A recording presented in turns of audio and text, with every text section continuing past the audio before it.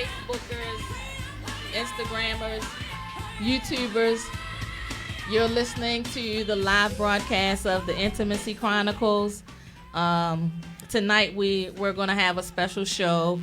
We're going to have Terence, Dickson, owner of Terra Cafe, Baltimore, joining us momentarily. And so while we're waiting for Terence to join us, we're just going to, I guess, talk about a couple of things that happened over the past week. But first, let me introduce my co-host to my left. Good evening, everybody. Rich, also known as the Quiet Storm. That's what they calls me. Mm-hmm. And over to the far left is the man in charge. Saint Nick. Yeah, that be to me. Little ho, ho, ho. Ho, ho, hoes, hoes, hoes, and mo hoes, and zip codes. I got him started. And so running a little late tonight is Dr. Love, but he'll be joining us momentarily. So how was your weekend? Great weekend. Busy. We were actually down at Terra Cafe Saturday for a fundraiser function. It was really nice. A lot of vibes. If you guys don't have a chance to go down to Terra Cafe, definitely make it a point. They're located right in the heart of Midtown. Great place, great vibes, food. The waitresses and waiters are great as well. It was a really, really nice night. And earlier that day, I played at a birthday party for a 4-year-old. Okay. So, and that actually, had to be pretty different. Yeah, it's fun. Yeah. Wow, that's cool. Any occasion you need some music. You know. Nick, what you had going on this weekend? What I do? Oh, I DJ'd this weekend, of course. Then I went to the Art Roberson concert. It was nice. Okay. Did something down there in D.C. Let me find out you're not a one-trick pony. Nah, man. I'm like you, bruv. I be on tour. That's what's up. Yeah. All right. Yeah. So this weekend I went to, my niece had a baby shower. This is one of my younger niece, and that was pretty cool. And then I went to the family cookout, and if you all seen the video of your drunk ass cousin. It's never shame in my game. But I always have a great time with family. But I got to tell y'all something funny. We were in the yard, and my brother was sitting to my right. So we were talking about, I don't know, people, I think I just bring it out. You know, one of my cousin's friends was like, so what new tricks can you, just out the blue, like, what new tricks can you tell us about? I'm like, what? You gonna ask me that in front of my brother? Look, and then she pulls out a cucumber. No, my brother starts laughing and say, oh, Lord, I haven't had any drinks yet. And you asking this from the nastiest person I know? I said, really, man? Really? Your brother. My brother. Your brother. Wow. Yeah, my brother. So it was interesting. But then after he got a couple of cocktails, he started giving advice like, really? I'm going to tell you some stuff that she not down with. You know, I said, really? But you going to put me out there like that? And that's your family. That's my family. So, yeah, that was, it was definitely interesting. So I did a couple of videos that, how you doing? So I did a couple of videos that kind of went viral. Viral or spiral? They went viral. I was live. Nick said, oh, Queen, you was toe up. I said, don't fucking judge me. You use that shit. I used it. Look, No, that was mine. He just took it to a different level. I'm going to be Judge Mathis up in here. It's so funny. I just thought that was so hilarious, but it's kind of like always a wild time when my family and I get together, and there's always no holds barred. You know, I think I was sitting on my godmother's lap, and my brother said, I still can't believe you in your 50s, yo, and you sitting on somebody's damn lap. I said, so what? I don't care how old I am. So, yeah, it was that kind of party, but it was a nice time. I always enjoy family time and stuff, so it was pretty cool. So that was your Saturday? That was my Saturday. So what'd you do Sunday? Let me tell you something. She went to church. No, I don't really Clean go slate. regularly, to be quite honest. I think because I don't have a church home. Okay. And church has a cover charge, man. They got security at the door. Church is like a club. Think about it. They got After people. party. They got people outside parking your car, like telling you where to park. Yeah. You know what I'm saying? So Scalping sometimes you might can get valet. You might can get valet, but I mean, if I'm going in there and I might have $20 and y'all want the 20 because, okay, that's the general offering, and then it's some kind of fun, some kind of, something that they are building. So that's another. Do they ever finish building it? That's what I'm saying. So by the time you leave, you done drop about $100, and you might not even be spiritually fed. I'm just saying. So needless to say, I was too tuckered out for church because I had partied really, really hard on Saturday. And then, believe it or not, I was the designated driver. So I dropped my younger brother off, and then my other brother didn't even realize I dropped my younger brother off. He was sitting in there snoring. And I'm like, it sounds like a damn wild animal in here. So I tapped him like, yo, come on now. I'm trying to concentrate on this road. He gonna say, what am I doing? He don't even remember me saying that. So we all had a good time. Family ain't nothing like family. Man. Ain't nothing like family. I mean, you just can be who you are around your family. They know you, Yeah, that's true. And they're always supportive. And it felt good to get the love, and everybody proud of my accomplishments and stuff. Oh, so they were talking about the New York City trip? They were talking about wow. that, Tell me about and that. it was pretty. Let me tell you something. I am not a sensitive person, but after a couple of cocktails, You let it all out. I love everybody, and I'm probably going to tell you about 10 or 20 times. So to hear people say, I'm so proud of you, and keep pushing forward, and we're not surprised, that kind of thing, it felt so good. Because you always want to know what your family think, but they let me know, I don't care if you Queen Jackie to everybody else. You straight up Cat or you straight up Jackie to us. Yeah. And I love that, though, because it keeps me grounded, So it was nice to hear that, especially from my aunts and stuff like that. That was worthwhile because my parents aren't here. And one of my aunts was saying, your parents would definitely be really proud. Wow. So that felt good. And I was like, y'all not going to make me cry right now.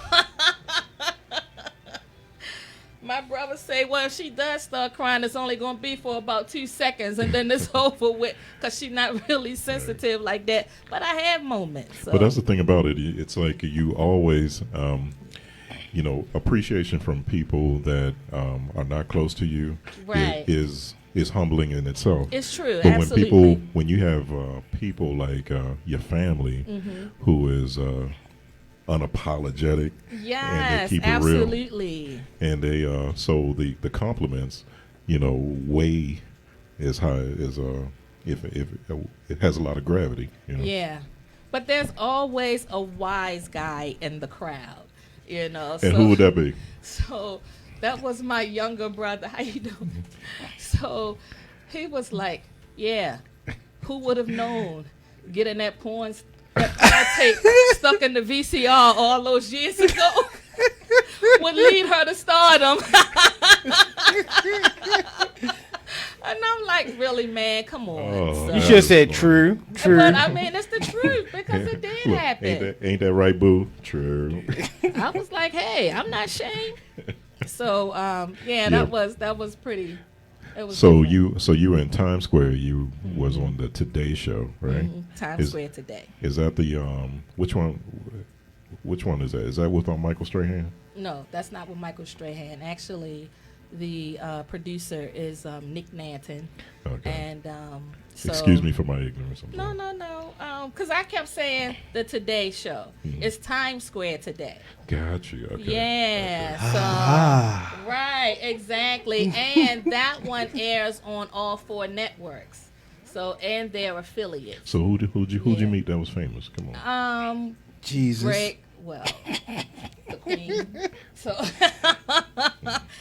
so who did I meet? I met, well, of course, Nick. He's an 11-time Emmy Award winner. So he did the interview. Thank you. Yeah. Yeah, I know. thank Who you, kn- thank who, you. Who knew? Anyway, And I met Jack Canfield.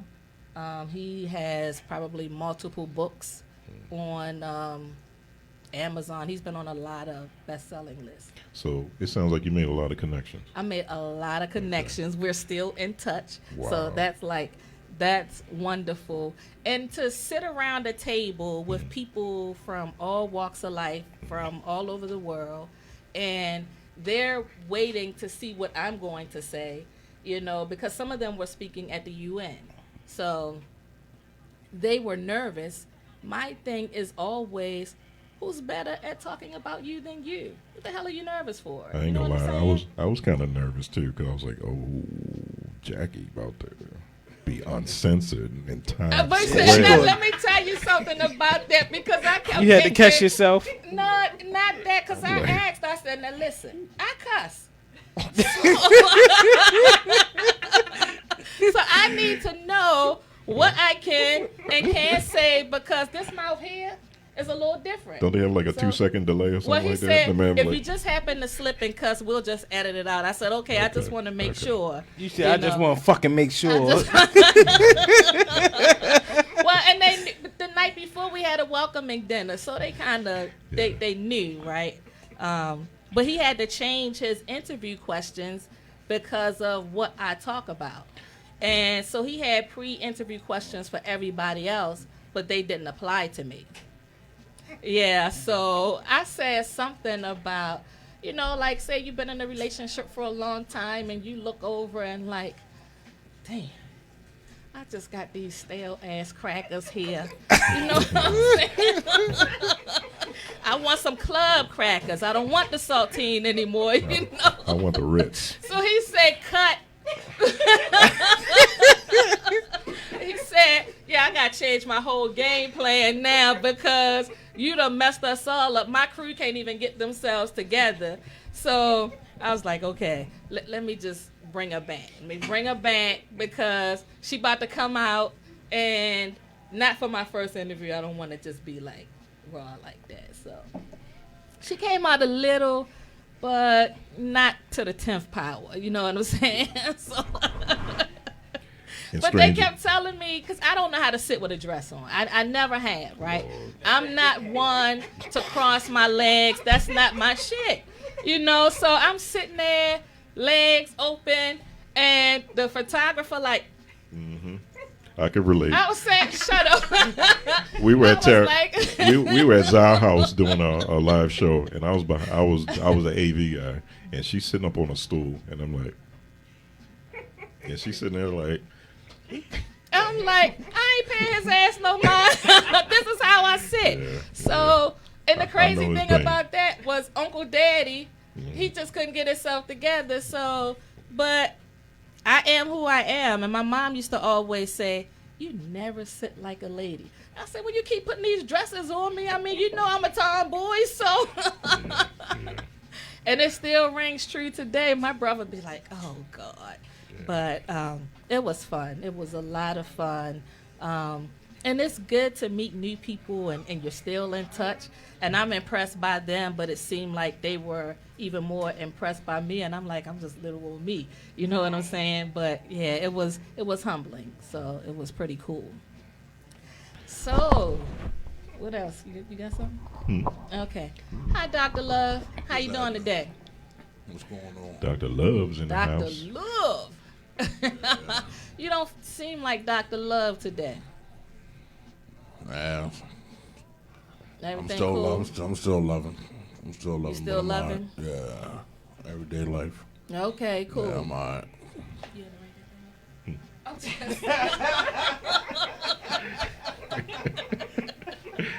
He gonna be in the hot seat because he's sitting by me tonight. So I know I'm usually all the way on the other side. Yeah, so he's I'm- definitely gonna be in the hot seat. But for right now, I'm gonna turn the show over to Mr. Terence Dickson. So they gotta slide up to the mic. Y'all gotta slide They all up to in the lounging. mic. They lounging. Pronounce it, say your Yeah. name because I don't want to mess it up. Charmaine Davis. Charmaine, okay. So don't be shy, Okay. okay? Do she because- understand what the show is about? Right, That's yeah. that's what we Right, need to that's what I explain. meant to ask you yesterday. Did you tell her exactly what the show was about? We talk about. You want me You to do it? probably- Cause I'm gonna give you the extra. Yeah, I thought we were talking Run about down. business today. good. And community. Oh, good Lord. So basically, you I know got y'all ain't bamboozled. tricked me to get me up in here. Right, okay. You know how many people try to get me on their show? We about to have a backyard conversation. Oh, man, don't do that to me, Nick. Buckle up. Yo, because the ride I might came, I get said, Nick bumpy. gonna be at the cafe on Friday. Let me come on the show. Let me just shout out. Let me talk my about God. business. Ooh, child, don't do that. It ain't Friday. I kept saying. It ain't Friday. She knows. Okay. So you say you want to talk about business. How's business? Business is awesome. Business is good. Well, let me introduce myself. Hey, good afternoon, family. Good Or afternoon. Business is evening. good. This is Terence Dickson from Terra Cafe All right. in the heart of Baltimore City. Came in tonight. Oh man, I don't know what I came in. I don't know what I came in for. Oh, you said you wanted to but discuss business. I don't know No, what's we're gonna gonna happen keep now. it business. Well, so we talking about business. Business is good, right? Business is good. I know what's next. The business section is over. Business is good, correct?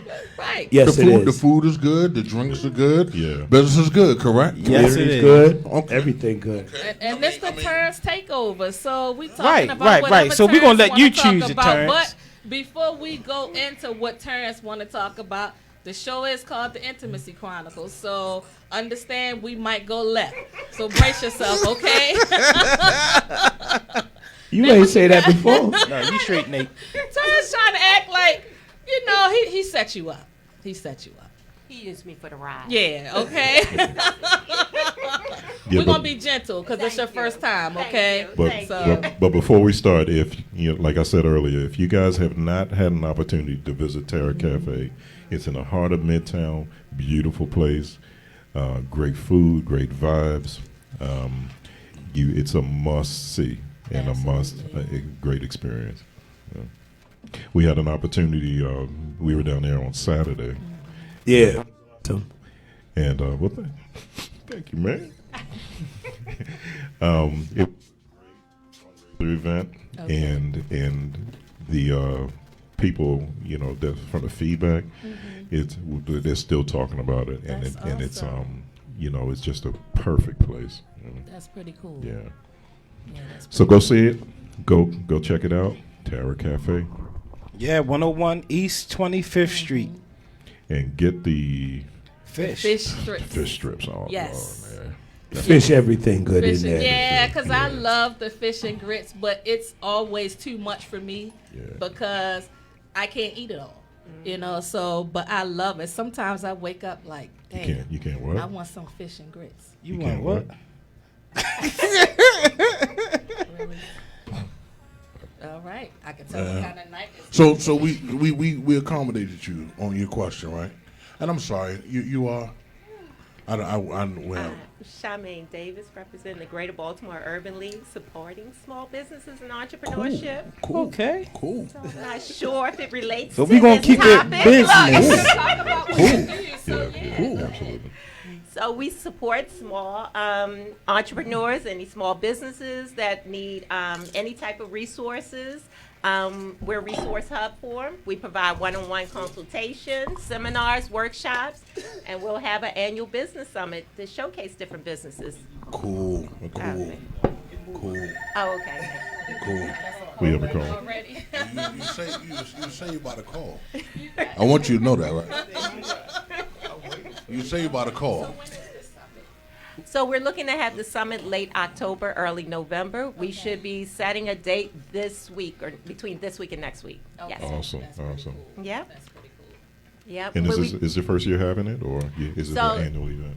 It's an annual event. This is my first year here. Okay. So I've been here for about a month and a half. We had our first workshop this past Saturday on how to start a business. Oh wow. So it was well attended. It's free to the community, and we talk about everything from nuts and bolts. So each month we do a monthly workshop on, and we eventually end with building your own business plan. Okay. And if you need a venue, I know a place. This is one of my star clients, my model client. Hey, we talking about business. That's wonderful. That's pretty cool. Yeah. Now, back you. to Terence. Now Terrence you took over that knew quiet what as a you. church mouse, Let me ask you a okay? question. You knew what you were getting into when you came here, right? She promised me she wouldn't. But That's didn't not what I promise heard. On behalf of those two. That's not what I heard. We even had a test run on the phone. I heard that you were begging to come on here. That you said you were ready. Now listen, let me just say something. What he said a while ago was, Go ahead. oh, I can talk intimacy in about 15 different languages. I said, do tell. Yo, Nick, what they doing to me, man? So, seeing that you can go 15 rounds of languages, we're going to start with the Wait a first minute. one. Did he bring backup? Is that the little short that he brought backup? Yeah. No, this is because I mean, Oh, with that's everything yours. going That's on, yours. I needed Okay, all right. a spurting kick, You don't want to get in stout. huh? You don't want to No, get in he's done stout. with that. No, I don't stout no more. I don't stout no more. I have been delivered. I don't stout no more. He said, I like regular beer. I don't stout no more. First time he had a stout was at your at place. your man. place. And You couldn't control He it. couldn't the handle it. nastiest Yeah, he shit couldn't handle ever. it. What about that Mama Juana? Didn't you have that Mama Juana shot? Listen. Oh, Mama. When I drunk, I need you to hit that price is right for me. When I first tasted that stout, my tongue said, "Do you hear me?" Wow. My tongue said, "What the fuck did you just send out here?" Yeah. Did you finish it? Huh? Did you finish it? I had to finish it. Okay. When it's your birthday, But somebody yeah, buy you a drink, exactly. you gotta finish it. You just don't let it sit there. That's a waste of money. Right. But each time I drunk it, I said, "This is some nasty shit." It's like somebody took all of my exhaust and mixed it with a drink and forced me to drink it. I was drinking exhaust drink. These motherfuckers over here drinking them back, kicking them back, kicking them back. I'm dying laughing. I'm dying I'm laughing. sipping like a motherfucker, right? Soon as I take the motherfucking drink in, my tongue bobbing and weaving that motherfucker. We don't want to taste that shit. Oh my God. You know what I'm saying? When I got down to the last little bit, I said, "Fuck it, I'm just gonna take it back." These motherfuckers said, "You want another one?" You know what I said? I hit him with that Nate dog. Hold up. No, see, we knew you had a long night, man, and you know what stout does to you. Hell no. Already know, baby. Listen, I felt good because I was in control. I felt stout free when I left. Do you hear what I'm saying? Well, we glad. Not to mention, I caught a goddamn parking ticket Oh yeah. outside your facility. But I'm not blaming you. I didn't park your car, did I? No, you didn't park it. But I just want to make sure we ain't got valet. I'm not blaming you. I'm just saying that you need to get more parking spaces. Okay. All right, cool. As long as we came to some agreement. Wow. Now, the finale. That's the finale. The finale. The finale is, we know that you are a very, well, I don't know, but you look like the kind of guy, you wear the hats, the shirt, you speak the language. You look like the kind of guy who's really love women. I got to go.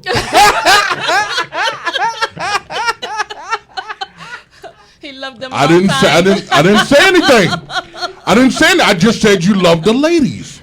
Let me translate. What he means is that you have swag. Yeah. Yeah. He I'm his Obama. He going one answer this shit. He over here dying right now. Okay. He going to one answer this interview always. Yeah. Remember, you gotta come back to the cafe. We be there Friday. I can't believe you just said that to me on the air. You could have whispered that to me when we got outside. Wow.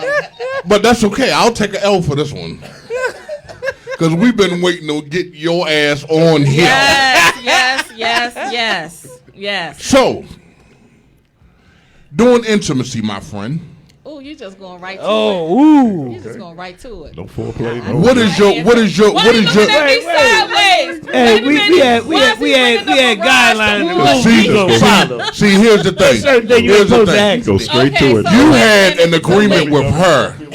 I wasn't in on that conversation. I was absent at that time. So it doesn't apply to me. So, my friend, and the whole world is looking at you. That's why he's not going to answer. During intimacy, what is your favorite position? Easy question. That's an easy question. Easy question. That's an easy one. Easy question. I need hit you with the banger. I just hit you with the baby one. What's your favorite position? Yeah, that's simple. The music is playing. The crouching tiger.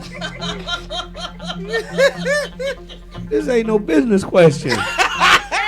Okay. Okay, if you was at Terra Cafe with the doors locked after hours, having sex, what would your favorite position be?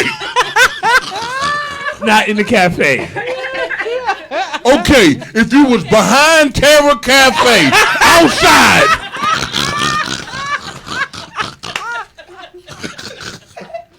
Oh my God. Near the gray truck. Oh wow. Damn. With the wheel cocked to the left. Oh my God. What would your favorite position be? Is he blushing over there? Wow.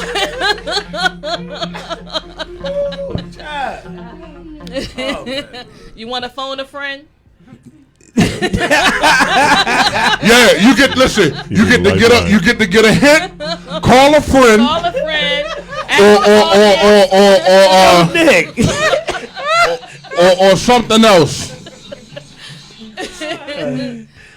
Which one you want to do? I plead the fifth. There's no fifth in this one. There's no fifth in this We are one. not in court There's no fifth. at this time. Ain't no fifth for the fourth. You can't even call. I plead to have Wait a pint minute. then. Wait a minute. No. No. You ain't even touch the bottle. Ain't no You gotta fifth on touch the the fourth of bottle. July. Oh my God. Wow. Terrence, what is your position in the back of Terra Cafe? On fire. Why y'all do this to me, man? Because we love you, man. Now answer the question. I'm always on Yes. top now. I've never Okay. seen him speechless. I'm in control. He's in control. Okay. What does that mean? I'm in control. You know the gospel song. I'm in control. No. This is not a DJ question. I gave you an answer. This is not a quiz. No. That's not an answer. So we just segue into That's not an gospel. answer. You asked me. That's I not told an you. answer. Listen, nobody, and when you ask me a question, I'm going to give you an answer. If you said, what's your favorite food? I'm going to tell you what it is. I'm not going to say, I'm in control. I'm not going to do that. I'm loving this. I'm not going to do that. You know, my mother. I'm going to tell you. My mother I'm probably out going there to. listening I'm me going right to tell now. you what food I like. Okay. I may say chicken. I may say jerk chicken. I may say curry chicken. I don't know. But I'm not going to say I'm in control. What is your favorite position? Doggy style, missionary, on top. What? Come on, man. Man up. Yeah. I guess we're gonna say doggy style then, huh? Okay. Give the man a hand. Damn, I mean, it only took Give him a Forever round of answer hand. the question. I'm just saying. Took 45 minutes to answer a goddamn question. Okay. It's like doggy style. I don't know. Sweating like a motherfucker over here, boy. That question got like he his eyes cooking right red now. like he just finished smoking a ganja. Like he cooking right now. You not working? He going to put my picture up on Terra Cafe wall. You see this motherfucker, don't let him in. Put the dogs out back. Oh my Just in God. case you try to speak up, Steph. Damn. Okay. You like dog style. Okay. Why? All right, so we did. Right. Okay. Yeah. You heard him. Question. You heard him. Uh-oh. You heard him. 1A. I'm in control. There we go again. There we go again. Okay. All right. Is that the 2019 answer? I just want to know it. that the So now, you know what? So anybody ask me a question from now on, I'm just going to say, I'm in control. I'm in control. Okay. All Okay. right. Alrighty. So now. Let me ask this question Here then. we go. Ain't nobody else asking no questions. I thought it was y'all. I'll get you. Somebody else got to ask the So question when too. so when you're in control, have you ever He gotta look up in the ceiling. teabagged a woman? Oh my God. Are you serious? Teabagged a man? woman. I'm asking him. Have he ever teabagged a woman? Who else he gonna say? Oh, Yeah. Who else is going to teabag? See how he put you on front street? No. I was He gonna confused. say who No. really, No. really, man, really. He's a T. Here, man. Okay. Oh, he obsessed with Here, that. Come man. on now. Hey, you need some of this? You need some of this? I'm good. Hey, if I can drink the stout, you can drink this. Yeah, man. Come on, man. Come on, man. You come No. on. Okay. Oh, you okay? No. Okay. You gonna get all no answers You, now. Let's go back to the business part. Yeah. you moving so I'm gonna on. get all no answers. That's what you're saying. No, I ain't gonna do that with you. Yeah. I Because see you know I'm gonna touch you, right? Yeah, I'm gonna I touch see you, you, right? boy, I see Okay, you. I'll take the heat off on. I'll take the heat off you. No problem. Okay. She say, heck no. All right, I got an interesting You know, question. You gotta what? Can the DJ get some? Can the DJ get some? Yeah, let the DJ gonna answer. Can the DJ get some? I got a question. Being a black business owner, what is your biggest challenge?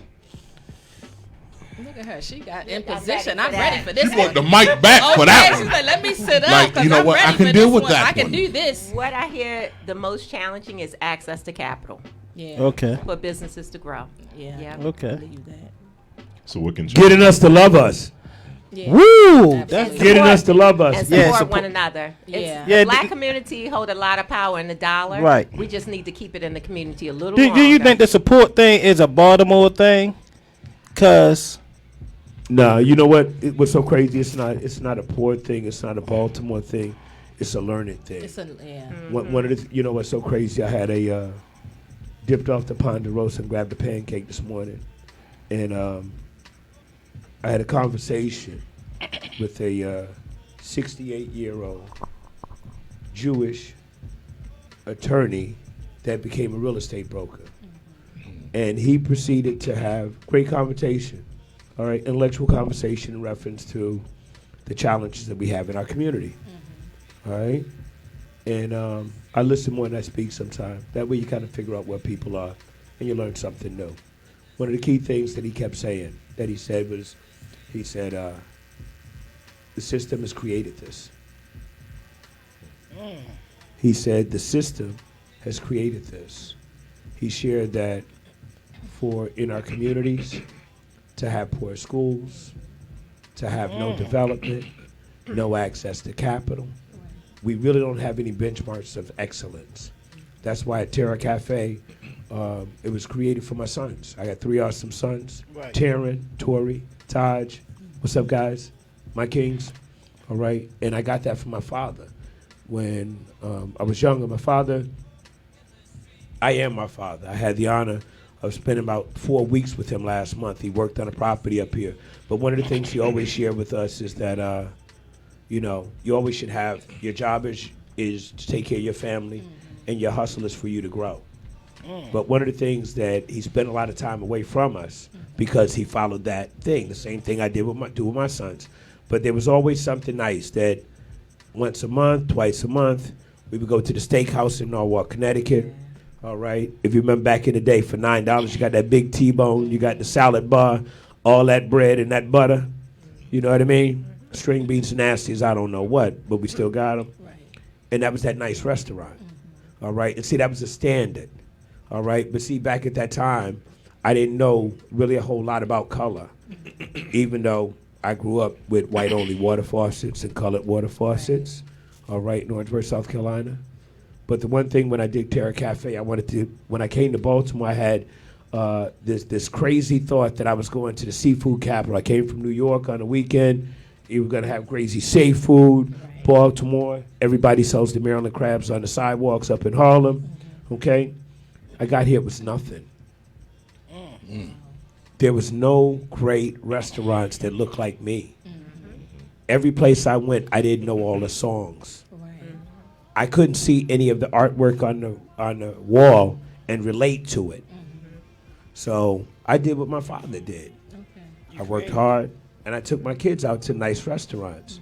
But that's what I took them to. And I decided that I was going to buy this little coffee shop, and we were going to create a nice restaurant because I wanted my kids to go somewhere where we knew the songs, we knew the food and the menu, all right? And we seen some art and people that look like us. So I set a standard. And that's what he basically said, is that we have not set standards in our community of excellence, all right? And it is our fault, but remember, we've been tricked to be where we are today, you know? And this is a 68-year-old man, all right? And I asked him one question because everything he said to me described Baltimore to a T, okay? All right? The housing, the schooling, the care of our elders, all right? This mess they call methadone clinics, which ain't nothing but just real drug dealers. That's what we need to lock up. You know what I mean? All right, because there's a choice. It's coming out now, all right? But the question, we already know the answer. It will never fully come out, all right, how it's affected our community, all right? But that was the key. And I asked him something. I asked him, have you ever heard of the Willie Lynch letter? He told me no, but for him to be a lawyer and 68 years old and not hear that letter, all right, or not hear that speech, that's a challenge. So if you're out there now and you've never heard of the Willie Lynch letter, take your phone and Google it. It's the basis of what. And I'm going to give you some homework like I gave him. I told him, he gave me his card. I said, I'm going to call you tomorrow. I'm going to ask you a couple of things, okay? All right? I want you to look at the Willie Lynch letter and read it, and I want you to see what parts of that fit your community and your family today, okay? And that's going to be that rude awakening, all right? Because what's going to happen is that you're going to see that what has happened to our communities and what has happened to us, it didn't happen yesterday. It didn't happen because of the Baltimore riots. It's something that's been planted and poison that's been put in us ever since whenever. 1700s, 1600s, 1800s, whatever the Willie Lynch letter was. You do your homework. I ain't giving you the answers. I need you to do your homework. All right? We know all the latest dances, which they ain't no damn dances anyway. Look like they having a seizure. Okay? All right? And we know the latest songs, but we need to know more about us. Yeah. And it comes from our history. All right? So, thanks for see, sharing. that's the questions I came for. Thanks. Okay? But that's the key. That's what Terra Cafe does, hopefully.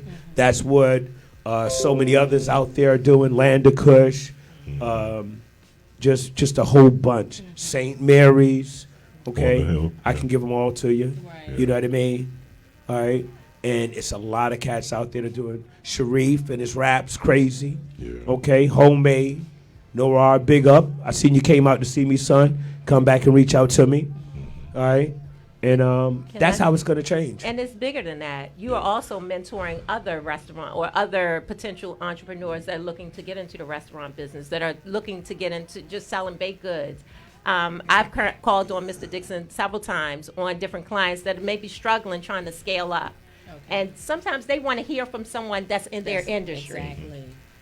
And I can say, just calling on business owners that look like us, that means a world of difference, that's going through the same struggle that they're going through now. Yeah. And I think as a community, that's how we grow. We can't wait for someone else to save us. I really appreciate you guys, sharing this, because not only that, I hear the passion, and I've been to Terra Cafe a few times, and I just sat around, looked around, and I always wondered what your inspiration was, or what motivated you to create the place in the way that you created, and by you sharing that, kind of shed some light into that. But I'm gonna ask you a question, and it's not really a question. I'm gonna say a word, and you guys can, if you don't mind, tell me what you think about it. Gentrification. Oh, you ready for that? Yeah, I'm ready. That's the one I've been waiting for, baby. Hey, get my hat right now. Get my hat right now. Get my hat right now. Gentrification, one of the key things I think that is a key within our community is for us to redefine things that we've been taught. Just shared that with the Willie Lynch. Gentrification is a word we need to redefine. Gentrification is not something that's happened to you. Gentrification is an opportunity. Gentrification is not color. Gentrification is economics. If you want to call it a color, let's talk about the green. That's what it is. And I can give you examples in Baltimore that are going crazy right now. And what's crazy, that was part of our conversation. Yes, what was Davis? I'm going to give him a shout out.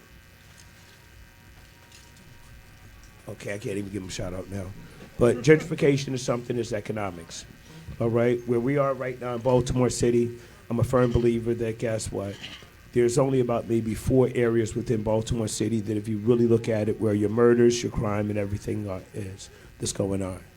Everywhere else in Baltimore is being developed like no tomorrow. You know what? When you can say that you have a 500 or a 600 square foot unit and you're getting anywhere from $1,800 to $2,800, all right, that's massive. Did you know that Baltimore is 5th in the nation as far as gentrification rates, behind New York, Chicago, LA, and this Baltimore? Wow. Yeah. And DC wasn't in there? DC is either DC won't right be on behind, there. but Baltimore is more has a higher rate than DC. Wow. Yeah.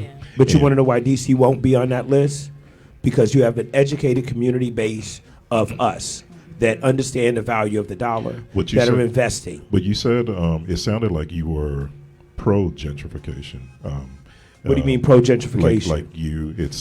It sounded like that When you say pro-gentrification, you're in please help me. favor of gentrification. No, what I'm in favor of is doing business. Right. So if in my neighborhood that I've been in Old Goucher right now 21 years, okay? I'm really not from the restaurant industry, all right? I'm a contractor, I'm a builder. I went to the University of my mom to learn to cook, all right? I was born in Orangeburg, South Carolina on a farm, all right? We didn't have running water in the house until 13, so there are certain things in their nature that I learned to do. Cook, bake, feed. Me being the eldest of 3, my job was to, as I shared, we're from the South, we have work ethics. My job was to make sure my brothers and sisters got home, was to make sure homework was done, and make sure dinner was on, because my mother worked late and my father worked late. Okay, my father went to school at night and worked in the day, or vice versa. He went to worked at night and went to school in the day. So that's what my job was. Okay, so the opportunity in Baltimore right now that is crazy is that you have homes that you couldn't get appraisals for $40,000, $50,000, $60,000 10 years ago. And now on these seam streets, you're getting appraisals of $200,000 to $300,000 without batting an eye. All right, case in point on all right, investors get at me on Green Mountain 22nd Street. Man, you couldn't walk down there. You could. 20 It's years still ago. heavy now, though, son. It's still heavy now. But what happens in gentrification? That's what it is. It's because when you see people coming in with little dogs and doing the jogging in your neighborhood, you need to look for the houses that are empty, and that's where you need to buy. But is that a good thing? Where you have the image of a community, and you have people. They can't buy it all. Right. Yeah, I know. They can't buy it all. Right. All right. And that's the key thing. I mean, that we have to really understand that, guess what? There's some people that are living in that Green Mountain area. If they had a great house, they're comfortable. And in reality, it's learned behavior. that they've been paying $1,500 for rent, but if someone took them aside for a minute and say, listen, we're going to get you set up with a little finance, with a little account. We're going to get you a couple of secured credit cards. We're going to get your credit up. And you've been paying $1,500 for the last 15 years, 10 years. We're going to get your mortgage. You're only going to pay $700 or $800, and you're going to own it. You know. Okay, and you guess what that happens? That's the beginning of a legacy, because that means that now you have something to pass down to your kids. Within our community, we're kind of known for a few things. You know, when it's that time, generation, something to pass down, we normally pass down 2 items in every household. All your families know it. When I say it, you're gonna know. You're gonna get that broken down Cadillac in the backyard and that closet full of leisure suits, because we've been taught that materialism is where we need to be. That's what defines our value. That's what defines who we are. It's not what's inside. It's how good we look, and it's how smooth we ride. Okay? I've been kind of surprised lately. You know, I've been kind of more aware of it lately. And I know it hasn't happened overnight, but it just really hit me, I think last summer. I was at, we did a couple shows at Peabody Heights Brewery. You know, the fact that that whole area used to be. That's right there. That used to be Oriole Park. You know, Yep, at one point in time. And I'm a history, you know, I love the history of this city. And then you go there and you see the patrons, and it's so diverse. I was like, where these people come from. When you say diverse, go ahead and say what you're saying. I saw a lot of people of. Say what you're gonna say. I saw a lot of white people. I saw a lot of white people. That's all it is. Okay, awesome. You know, but it was really diverse, and I was like, where these people come from? I mean, these all neighborhood people, all kind of like walked. They're walking to there. And I remember Barclay area, you could have buy houses for $1. Yeah. You know, some of those houses, you know. And I think education is key.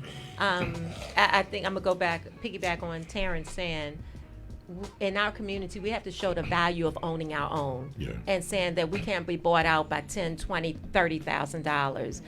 That's just instant gratification. We have to look at the long term. So I think it's educating our community first on what to ask when we have someone that want to come in and develop the community. What is our ask?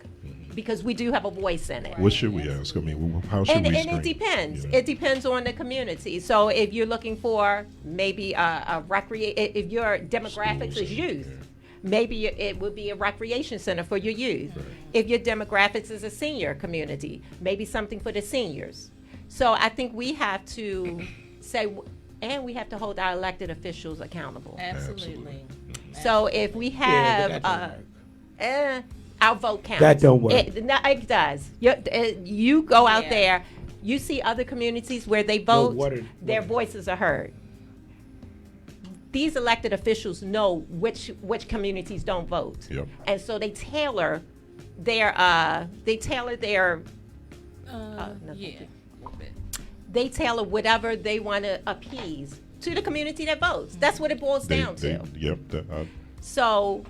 It all depends. Are we saying, okay, we want to invest more into the schools? That's an ask. Now, you notice there's some pockets within Baltimore City where they ask for, hey, no, we want some money to be put in our schools. Rightfully so. It was supposed to be a lot of money. It's supposed to have been a shitload of money being put into the schools from the revenue of the horseshoe. Absolutely. Now all of a sudden, we can go back to the lottery. The lottery was set up. Everything was supposed to be going towards the schools. Now, and I'm a former Baltimore City public school worker. That majority of the schools now, lucky that they're in summertime, that they're in summer break. Because if we wasn't in summer break, do you know how many schools this year was closed down alone because of no AC? Ask me how many schools were closed down in Towson. In Towson? Because the parents came out there in protest. You know what? They showed up. We got to show up. We got to show up, exactly. I know everyone want to downplay it. You already know. We got, and Baltimore City showed up to increase the budget down at the state of Maryland. Guess what? Baltimore City Schools got. And then You know what? but it's a Band-Aid to a gushing wound. Yeah. Yeah. You want to know what? And we got to show up more. I'm sorry. If I could share with you. Now, when you want to actually talk about some of that nature, one of the things that I think that we're past that point. I think that, I had the honor to meet with Dr. Bunley today, he was in the cafe, and he was having a conversation with another good brother, and they were actually talking in reference to creating a model of fishermen, meaning getting folks to go out, community leaders and activists that are real community leaders, not the activists, not the ones that show up just for the lights and the cameras, Right. but the real cats that get it in. You know what I mean? And they know who they are. But one of the things is that to have them come and for us to approach our community and say, listen, we want you to stop doing all these negative things. We want you to turn around and do all these great things. But guess what? You're going to them with empty hands. All right? If I'm a little icky on the block, all right? And here's the other thing. People, definitions again. Let's do definitions again. Definitions of a drug dealer in any city in the U.S. 9 times out of 10, all right, you got 1 or 2 cats that's making some bread, but everybody else is making minimum wage, if that. By the time you buy the sneakers, the gears, you hang out all day, you get your bread, and then you eat your shorts, you really ain't got no bread, all right? But it's all that was given to them. So it shows one thing that, guess what, they are committed, okay? But one of the things I shared is that you have to give something back. Absolutely. You can't make me give up the little bit I got and give me a promise, because guess I was promised already. You had one shot with me when I was in school, all right? And you took 12 years and you did nothing with me, but you're going to come to me at this magic point and say, listen, we're going to wave the wand and whatever. It's going to be really the point of where what we have to do is we have to give something back to our communities. We have to pick these brothers up. All right, there are programs in Baltimore City just this week, last week. Ali came in to the restaurant having lunch with a brother, all right? And he went up in Terra too, invited me up, said, hey, man, I want to talk to you before you leave. Went over and told him, he said, this brother just came home. He said, this brother's just did 14 years. Okay, young kid, young. Okay, he said, I went to Morgan with him. So he's got to be about 30-something. Talked to him a couple of minutes, all right? He ain't cut nobody up in pieces. He ain't choke out with nobody moms. Guess what? I told him, come tomorrow, black out, get some safety shoes. I'll see you in the morning. You're hired. Okay? See, that's power. Yeah. Right. Okay? See, that's what we got to be able to do. And see, one of the things that we're looking to do right now at Terra Cafe, I got a project that I'm working on. Been working on it for a little bit. All right? It's Terra Lofts. It is creating an incubator of where we can actually really have resources that are going to get out there and show people how to start businesses. All right? And structure. Right now, I've been in business. Terra Cafe's been open for 10 years, 7 months, 2 days, all right? 20 hours and 32 minutes, okay? But I would be 10 times further than I am now if I met Miss Charmaine Davis when I first opened up. There's certain things that I've learned. Pay your taxes, all right? When you first get your license, $1,500 put you in business. Get you an EIN number, it gets you insurance, it gets you a name, okay? It gets you some cards, and it gets you a little bit of something on social media. If you're out there, you got to let people know you're doing something in order to get some bread, okay? Now, all right, that's how you start. Now, if I can give you that, and if I can give you the opportunity and tell you some of the things, register with your MBE. When you start a business, first thing I want you to do is register with the MBE. Get your MBE, all right? You'll figure out later how we're going to use it, but they ain't going to never tell you this. Get it at the beginning because everything is good, all right? By the time you get yourself anchored and acclimated in your business 3, 4, 5 years, things going to be twisted, okay? Credit going to be a little twisted, all right? Because that $1,500 and them 3 pieces of credit cards going to be run to the max. The money gone. You might owe your family some money, okay? All right? So get yourself right then. That way, when you do bid a contract later on, or you find an angle, you can work a deal. Listen, I'm gonna get the contract. I owe you $1,500, but take that off the cut when I get it. But let me get in. Okay. All right. They're not gonna tell you that. All right. And I was going to say it's a lot of free resources. We are not located in Towson. We're right there, 512 Orchard Street, right off of Martin Luther King and Pennsylvania Avenue. So you can email, call, walk in, whatever it is. There is a lot of resources available. We just got to utilize them. Now you said something with that. That was a great story about the young fella who you gave an opportunity to, but It's only a pit stop for him, though. yeah. But That's but in a sense that's a leap of faith, and that's a level of trust that you had in somebody. Now that's agape love for my people. Yeah. That's what I'm saying. That's And that that's- definition of love. and that's my If I question. love you, I'm gonna give you a shot. If I love you, I'm not gonna shoot you. Yeah. If I love you, I'm not gonna beat you. If I love you, I'm not gonna steal from you. Yeah, and that's So my we need to question. What is it about our community that, because you don't get that across the board, and for some reason, we don't give each other those opportunities. We don't trust. We don't, we don't do. Willie business. Lynch. Willie Lynch. You're absolutely right. You're right. Willie Lynch. You're right. Willie Lynch is woven into some of our curriculums. You're right. I This never thought of comment that. before we get cut off on Instagram, Tonda says, with the redevelopment of so many of our urban areas, what are the resources available to the minority population to acquire those properties to secure not just the real estate, but employment? What are the resources? You got everything you need. Okay? What? That's what she's asking. Well, you Is want to she know looking what? for capital? Well, she's just asking. No, but let me help her with that one, because resources is such a vast word to actually look at. One of the key things I think that with anybody, when you decide to be an entrepreneur, or you decide you want to do better, because see, when Mookie went out there and he got that first pack, he decided he wanted to do better. Right. He didn't really want to be a drug dealer.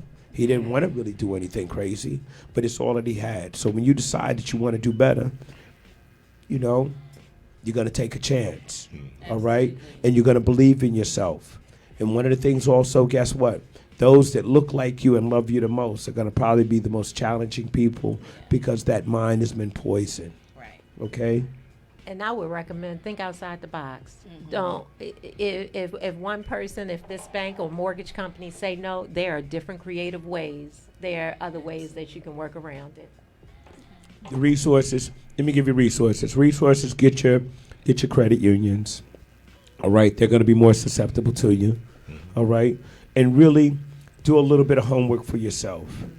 Learn this magic words, budget and responsibility, all right? All right, if you're trying to buy a house, guess what? You're going to have to calm down on them nails for a minute. I ain't say you can't get the nails, but you can't get the $95 joint. You're going to have to get the $25 ones. You might have to just go buy your own polish and do your own.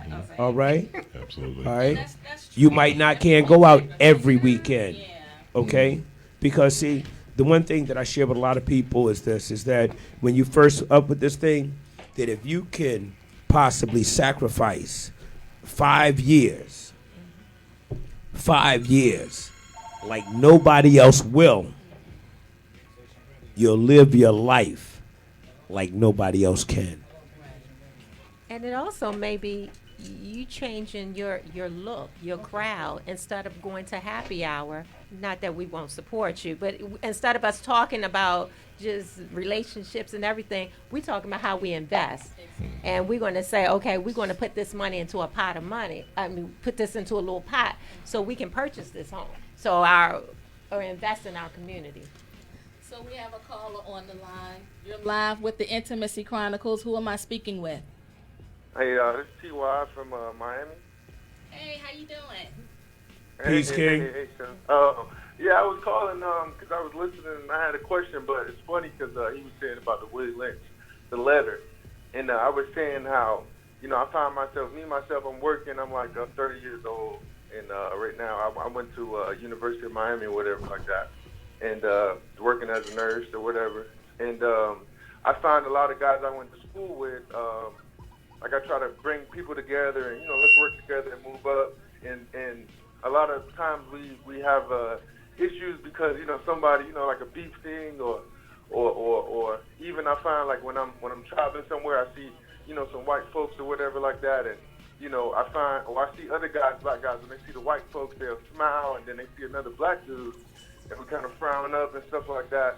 But I was going to ask how could we, come together more, you know what I mean, in a way where, and then even in Miami, when I'm in Miami, it's like a lot of guys are like, the mentality is like, I'm not friendly, you know what I'm saying? And the Willie Lynch story, reading that, I think is really good that a lot of people don't know about it when they read it and see why a lot of us are how we are because Go ahead. of that system they created. Hello? No, I'm listening. You're 100% on. Did you put echo Hello? on my mic?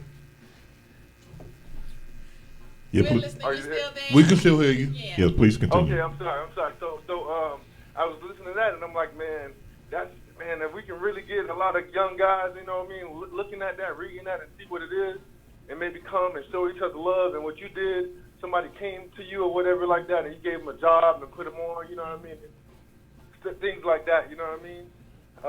I think it'll really help everybody. For some reason I can't hear you. And that's it. That's 100%. And see, one of the key things is that by having my own business, it allows me that I didn't have to talk to anybody else. Yeah. I didn't have to go and look at what was protocol.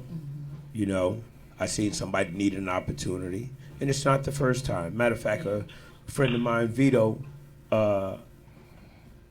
made a movie about it, and I was in the movie, and that was one of the things of that 6-month run. All right, it was about a young brother that came home, and he didn't want to go back to the streets, work the job.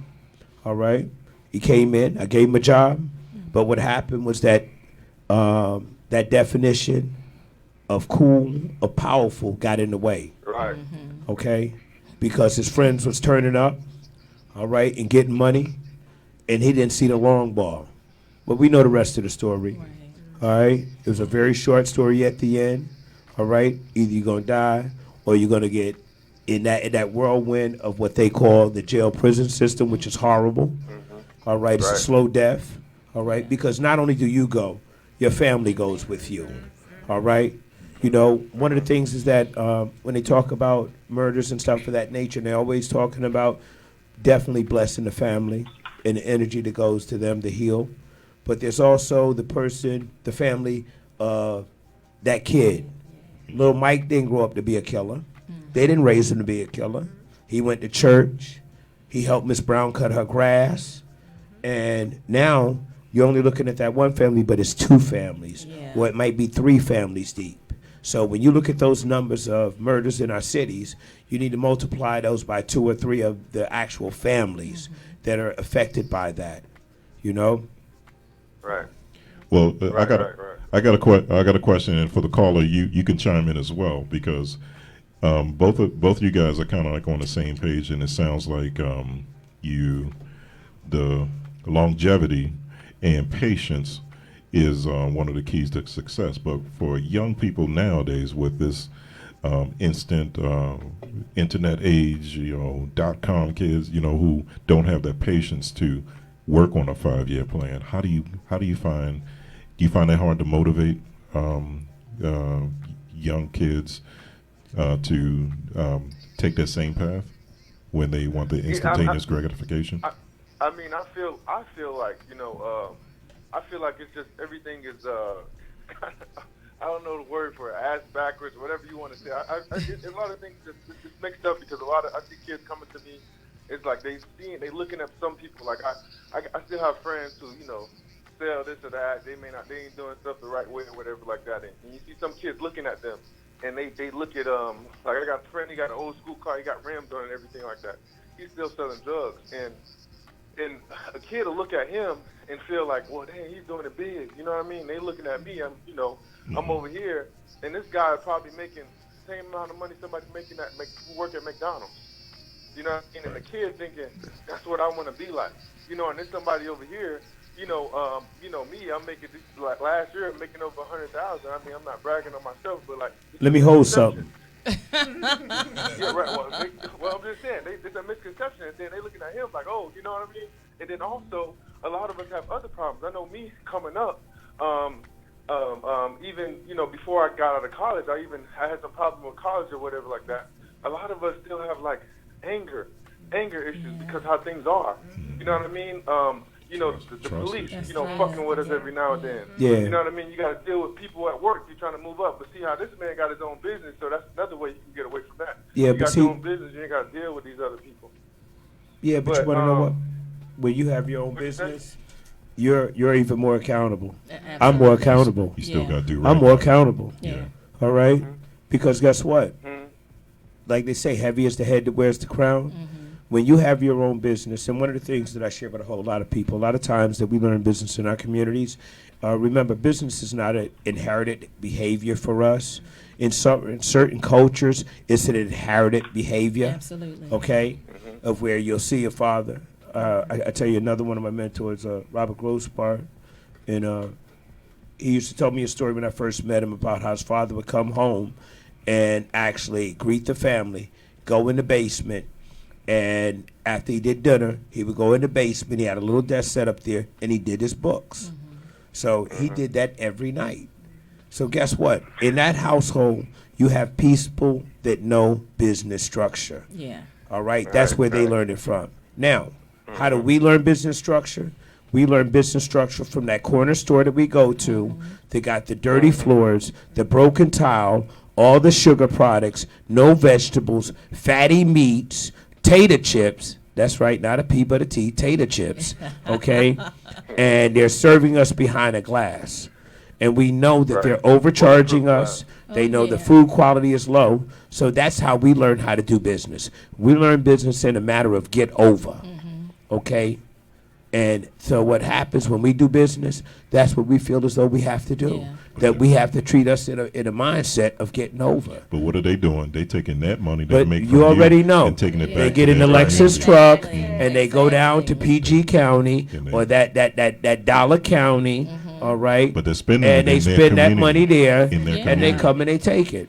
So that is part of that gentrification. You know See, how in long- gentrification, we build businesses in our community. Guess what? When you come in Terra Cafe, my customer base is awesome. All right, my customer base are the indigenous people of Baltimore. So they're white, black, purple, green, all the colors. All right, but the great thing about when they come into Terra Cafe, they get to see a side of us. When I go to Little Italy, get what? I see all the guides and everything, and all the pasta. I ain't never been on, what is that boat they have in the canal? I ain't never been on one of those in Italy, but I seen it. Okay, gondola. so see, I have a gondola. See, I have a reference of their community. I have a reference of their history. I have a reference of their land. Okay, you don't always find that at the Chicken Shack. That is true. Okay, you don't always find that at the Turn Up. Okay, so that's what's the nice thing about Terra Cafe is you're going to see things that are going to cultivate, motivate your mind to say that guess what, we are great, we are awesome. Okay. Okay. All right. Can you share the history of the bricks and Terra Cafe? Oh, look at I you. definitely wanted Yeah. you to share that story. You know what? One of the key things about Baltimore is so awesome is that during the slavery period of the U.S. is that Baltimore. A lot of people think that the worst plantations were in the South. They were mistaken. Some of the worst plantation owners were in Maryland and Virginia. Tobacco. Okay, when the South, when they had problems with their Negroes, they would send them to Maryland. Okay, so after the Jim Crow law, we already had an energy here that would not let us be free. So they found any and every reason to lock us up. So all the way up to night from 1865 up to about 1935 when they locked us up, all right, in the Jim Crow laws, all right, which were laws that were created just to lock a man up because if you did not have your ID, you were locked up. If you walked on the sidewalk with a white person, you were locked up. If you spit in the street, you were locked up. If you traveled in more than 3, you were locked up. Okay, but what would happen is that they put us on the Eastern Shore, and this is where the bricks come in. Yeah. Everybody get ready for the clapping part. One of the key things that we made bricks on the Eastern Shore, all right? And they were out of labor camps, okay? All right? And those bricks were made by black hands. Those were made by slaves that were freed and were put back into bondage again. But when you come in Terra Cafe, you will see the brick walls that we've exposed. all of those bricks on the walls, and you can feel the energy. I'm getting goosebumps right now while I'm telling you. Okay? All of those bricks were made by slaves. All right? Beautiful bricks. They're different shapes. They're different hues. All right? They're different textures. All right? Just like our community. And they're beautiful. But the most beautiful part about it all is that you put them together with a little bit of cement, and they'll hold back the world. Right. And that's the story of the slave bricks. I thought that was so amazing, Well, and damn. that you thought it was important enough to incorporate that as part of your foundation, because it is part of our history that not a lot of people know about. So I applaud you for that. See, when I came there with my kids, I tried to attempt to tell it, because they call me, another history lesson dad. But I don't think I've told the story like that. Quite like Terence. Yeah. So I might have to take them back and say, okay, let me remix this story a little bit. Because if you notice, when they actually started tearing down a lot of the buildings and stuff in Baltimore, a lot of the row homes, because anything built before 1935, it's got those bricks. Okay. Yeah. Bottom line. All right. Okay. They're not manufactured bricks. Those are handmade So the bricks. whole Okay. city, The was whole pretty much made city. of bricks. Yeah. The whole Brick city. buildings, yeah. All right. It was one of the things that we did from the Eastern Yeah. Shore that was real heavy. Okay. So you'll have a lot of times those bricks are stacked and taken away. And they're actually, I'm told that they're actually cut in half and in pieces to create brick walls elsewhere. All right. All right. That's how powerful that is. All right. It's not just for decoration. So is There's an energy in that. So is gentrification about race, or is it about economics? Gentrification is economics, Okay. but it could be forced to be race. All right? Because look at it this way. In Baltimore City, you have so many empty houses. You have so many people at this point. We know that the harbor was created to actually get people to come from D.C. to live here with the commute. That's why part of the train. And now what's happening with all of the businesses in here in Baltimore, it makes sense. Because you can come to Baltimore and get a 2,400 square foot home, all right, 3-story townhome, completely iced out for $200,000 to $300,000, okay? For you to take that same building and drop it in D.C., you're looking at $2 to $3 million. All right, it's a difference. That's why when we said the part about gentrification in D.C., it won't happen like that, because folk of color there are educated, they understand the power, and they're going to be invested in that. Okay, they're not going to be pushed away as fast. So bring that economic power. Bring tax base. Bring more people, because 15, 20 years ago when I was in high school, Baltimore had 1 million people. We only got like 600,000. Yeah. So there goes your tax base. So bring that back. Bring that back to Midtown. Isn't it? It's coming back now. Isn't it good for small businesses? It's good. No, it isn't. Okay. Not always. You know, one of the things is that we had a rash last year of small businesses being restaurants and stuff, and I ain't getting in trouble no more, but what the hell. All right. We were kind of like really attacked by the mechanics of the city, that they hold you on a couple of things. I'm dealing with a situation right now, somewhat the same thing, but what they do is this: you're held on the standard. I'm held on the standard of a cheesecake factory. All right, of a multi-million-dollar corporation with deep support and pockets. everything else. Right. So my standards are the same, but guess what? Their power costs are less. Their insurance costs are less. So I'm considered in the world a lone wolf business, meaning that I'm not attached to a developer. I don't have a franchise. So I'm more susceptible to an attack from the inside of me being here. Okay? I've had a lot of friends that have had restaurants and businesses over the last few years, and they're gone. Okay? And when I say friends, I mean I would see them every day in Restaurant Depot. White, black, purple, green. All right? Wow. But because they were small business Right. and not attached to a developer, it makes it really challenging. So you'll have developers that'll come into your area, all right, and when they develop, they're going to take a Walmart type situation. Walmart, if anybody ever wondered why Walmarts are never in the inner city or the heart of the city, they're always on the rural part of it. Do you know why? No. Okay, I'm going to tell you why. because they're bad for business. They're bad for small business. Walmarts are like chameleons. What happens? They're going to come into a community. They're going to go and they're going to find all of those things that you find dear and close to you. All right, the nail shop, the eyeglass place. They got a little bank. They put Toys R Us out of business. They got stores, and they're going to put you out of business. Understand? They can lose bread for a minute. They can solicit lower price products, and they're going to put you out of business. Yeah. They tried to bring one on the corner of 25th and Howard in the old Chevy building, and it was thrown out because it would have wrecked that community. Oh my God. It would have wrecked. So how were y'all? How was the community able to stop that? They never really got started because they were active. They got started a little bit. They really didn't get started because it I guess my big mouth and some others. See, but that's my point, because the thing about it is, yeah, Cheesecake Factory is Cheesecake Factory. Their home office is in somewhere, whatever the fuck. You're sure not that long to have that conversation. But local businesses, small businesses, lone wolves, are more successful, more likely to contribute back to the community, to sponsor little leagues, to sponsor grassroots programs within the community. Not these not Walmart's, not the Cheesecake Factory. They taking their profits back to Chicago or wherever their home base is. Yeah, but you want to know what? One of the things is this, and I'll give you the short version. I know I'm on their wall somewhere. They got a wanted poster on me. Cheesecake Factory, when you go to them, most of their food is already prepared in a Ziploc bag, from their Alfredos to the chicken breasts, everything. Only thing you're having people do is heating up and microwaving and a little saute. I got a beef with them because ginger miso salmon is my creation, and then I went there one day and I saw it on the menu.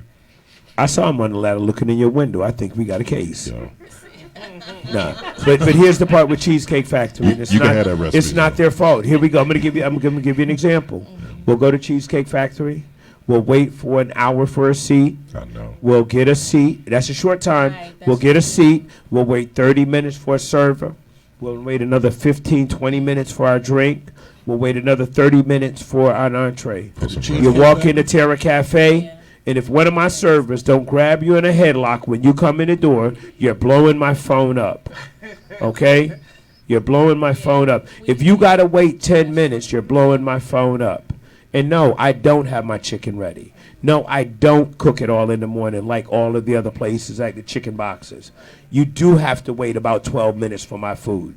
So if you got a 30-minute lunch and you come into Terra Cafe, call us. Call us. All right? And we don't hold those. We hold our business. We come. Folks walk into our business and looking to assassinate our character before they even get there. It's like a bad date. You got your girlfriend ready to call you. After 2 minutes, call me. Because if he crazy, I'm going to say I got to go. Why did you go on a date? Right. Why? Okay? Right. All right? Get his tag number. I shared this story a couple of weeks ago, getting back to community and uplifting each other. My grandfather came from South Carolina to Miami, Florida. Yeehaw. On a 4th grade education. There you go. Became president of the 2nd largest union in Florida. And not just that, but he reached back down south, brought all his family to Florida. That's how we do it. And his friends. And we lost that. Your grandpa was Frank Lucas? That Is he Frank Lucas?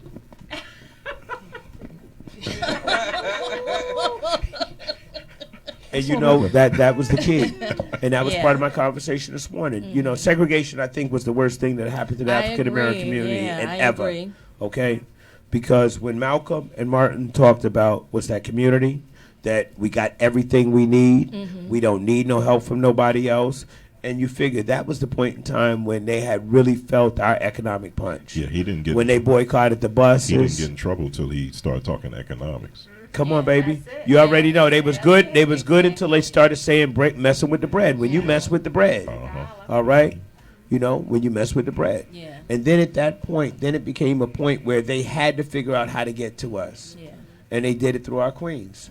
That they actually said, you know what, we're going to, equal opportunity. We're going to give them jobs, but we're only letting the sisters in the office. Okay? So when they let them sisters in the office, and we're gonna keep them brothers on the road and trash trucks and everything else and shoveling poop and whatever, all right. But they let them sisters go to Sunday church meeting clothes on, and they poisoned our families because when she went to work, and Mr. Weinstein or whoever was running around the office having a cigar, having a drink. Okay, squeezed her on the butt, and they couldn't say anything, and then they went home, and then you came home off the garbage truck, and you smelled like shit. Right. You feel me? You look like shit. And then they paid, and then you only brought home $7, and she got $10. Guess what? She didn't need you anymore. All right? Willie Lynch letter. Yeah. Okay? All right? Then they came up with welfare. Okay? Turn them against each you know what? I'm going to provide food. I'm going to provide shelter for you. Wait a minute. What is the purpose of a man? Right. What's the purpose of a man? What's my duty? Take out the trash, and in the bump of the night, go out there and figure out what's going on. No. Ours is food and shelter. In order for you to get benefits, you have to take the father down to child support. Absolutely. Yep. Yeah. What did I just say to you? Yep. Didn't I just tell you? And that's how it really started. When you, Willie Lynch letter, when you break up that household, when you take the element of a man out and you humiliate a man, okay, all right, and he's doing his best, because no one understands the journey of a black man when he leaves his house in the morning, all right? I share with my staff. There are times that, guess what? Sometimes you got to take one for the team, okay? Black man takes one for the team every day when he leaves his house, because he goes out and he's unfairly treated. All right, he's looked at in such a belittling way. Okay, all right. They won't tell you. And guess what? I don't care if you got a suit and tie on. Yeah. All right. You know your office ain't gonna be on the right side. You know you're gonna be by the elevator at some point in time. And then the few that do get through, they don't reach back. They don't reach back. All right. Guess what? Their ice ain't colder and their water ain't wetter. Okay. All right. And this adage, I'm gonna say this. I couldn't wait. I was saving this one. That mess when they say that if the next person, if you ain't at the table, you on the table. Like Mr. Robert DeShield, my attorney. Awesome. What's up, Bobby? All right. Share with me. Who said it's their table? Who said that anybody had the right to say it's their table in this conversation? All right. We have our own, and that is that part that we have to really let go, and we have to understand that we have everything that we need in our community, all right? And like Dr. Bunley, I definitely shout out to him because he's definitely been trying to actually get an edge to figure out what we're doing with these young men in Baltimore. And he has found out the key is our youth. It's those young men. And he continues to ask for brothers to come out and support. Yeah, I'm still here. I didn't know you were still there, Terry. You still there? Man, you better get up there. Let somebody else talk something. You done had enough now. Come on, you can't take it all. Come on. He got mad. All right. Thank you for hanging out with us. All right, I'm gonna give you. You got about 7 seconds because you messing with my time now. So you told me all that, and I'm listening to that, and I like all that. I agree with that. But you said we work together and we build it back up. What could we do to prevent another black, like how they did with Black Wall Street, burning the whole thing down? What's the way you prevent from that happening again? You got to build it first before it burned down. See, here, know what you just did? You know what you just did? You know what you just did? You just went on that bad damn date. You just told your boy to call you after 2 minutes because if she crazy, she need to get up from the table. See, you got to stop thinking about what's going to happen on the bad side. That shit take energy. All right? You focus on building that Wall Street. And when you build your Wall Street, you learn from how they burn theirs down. And you make sure when they come, you ready. That's how you stop it. You can't stop nothing if you ain't got nothing. See, you ain't got nothing right now. We got to get something before we stop something. Right. Come on now. All right, bless it. Hang up that phone. Let somebody else get up in here. Take that one home. Bye. Thank you for calling in. You know, I call her off the line, man. you know, He's sitting there breathing. Shit, that's that bad day. I kept hearing that, and I was like, I thought it was Nate. I'm not gonna lie.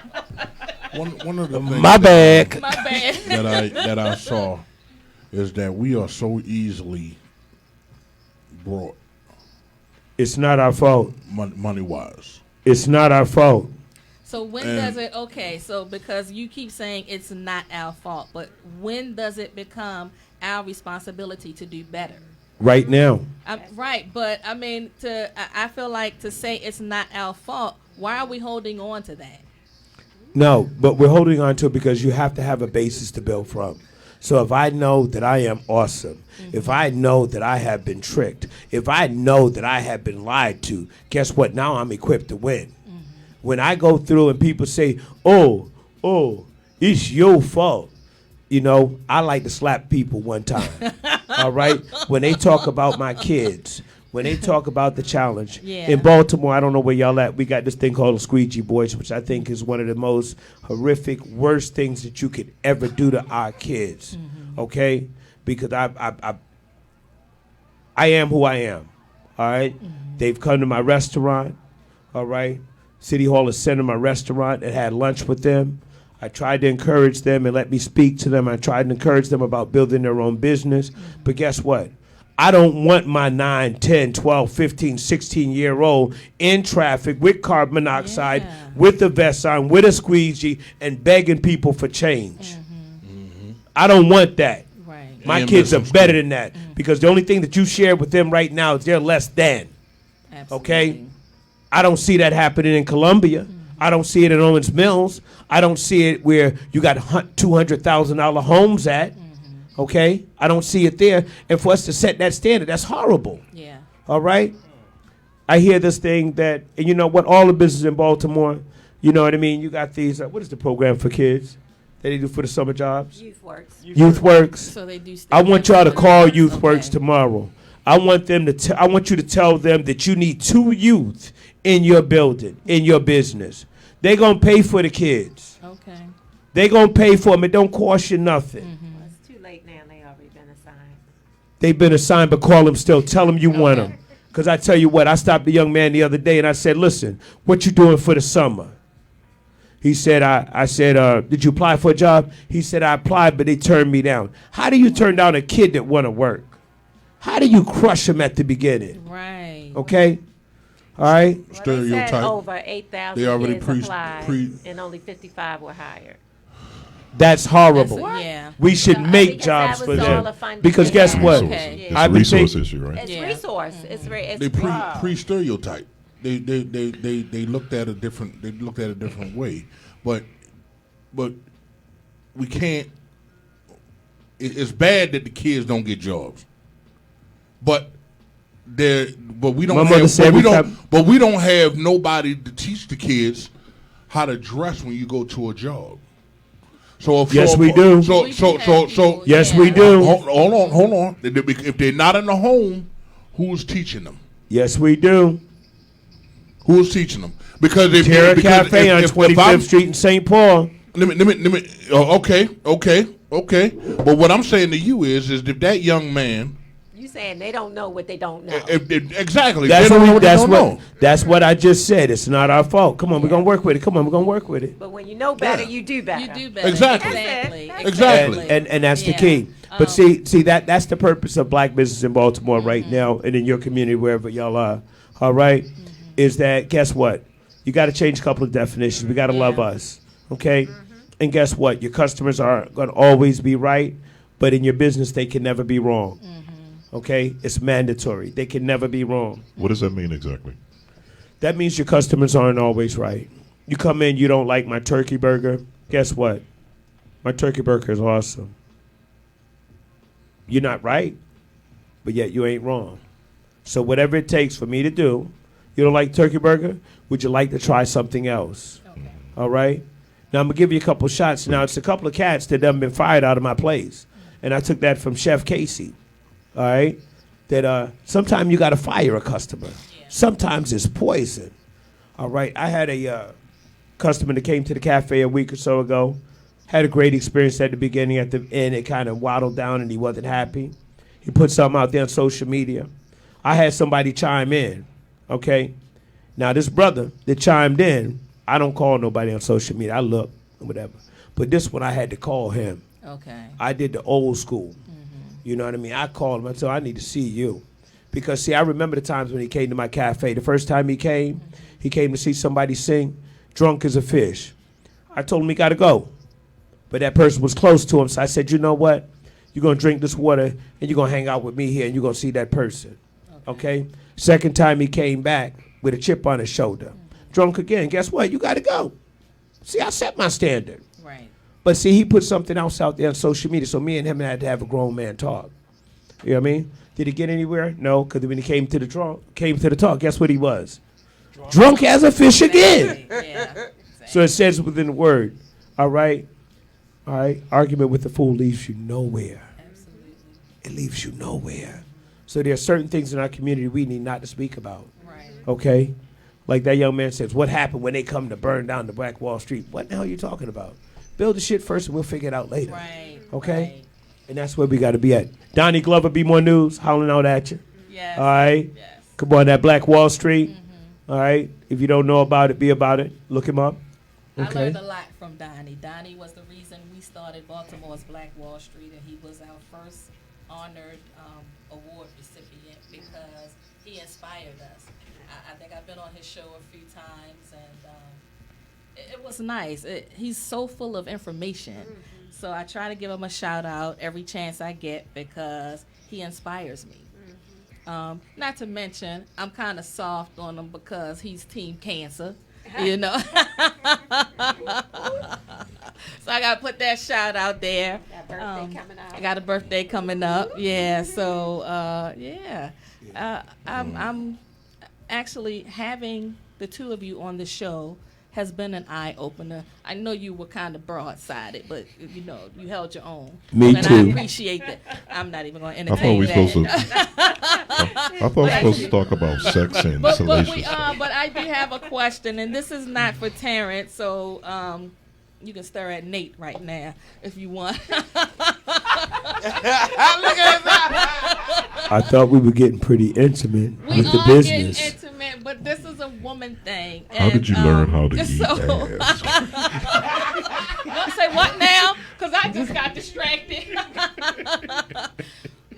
Going back to the women's movement, I always felt like for us, and piggybacking on what Terence said, it split the household.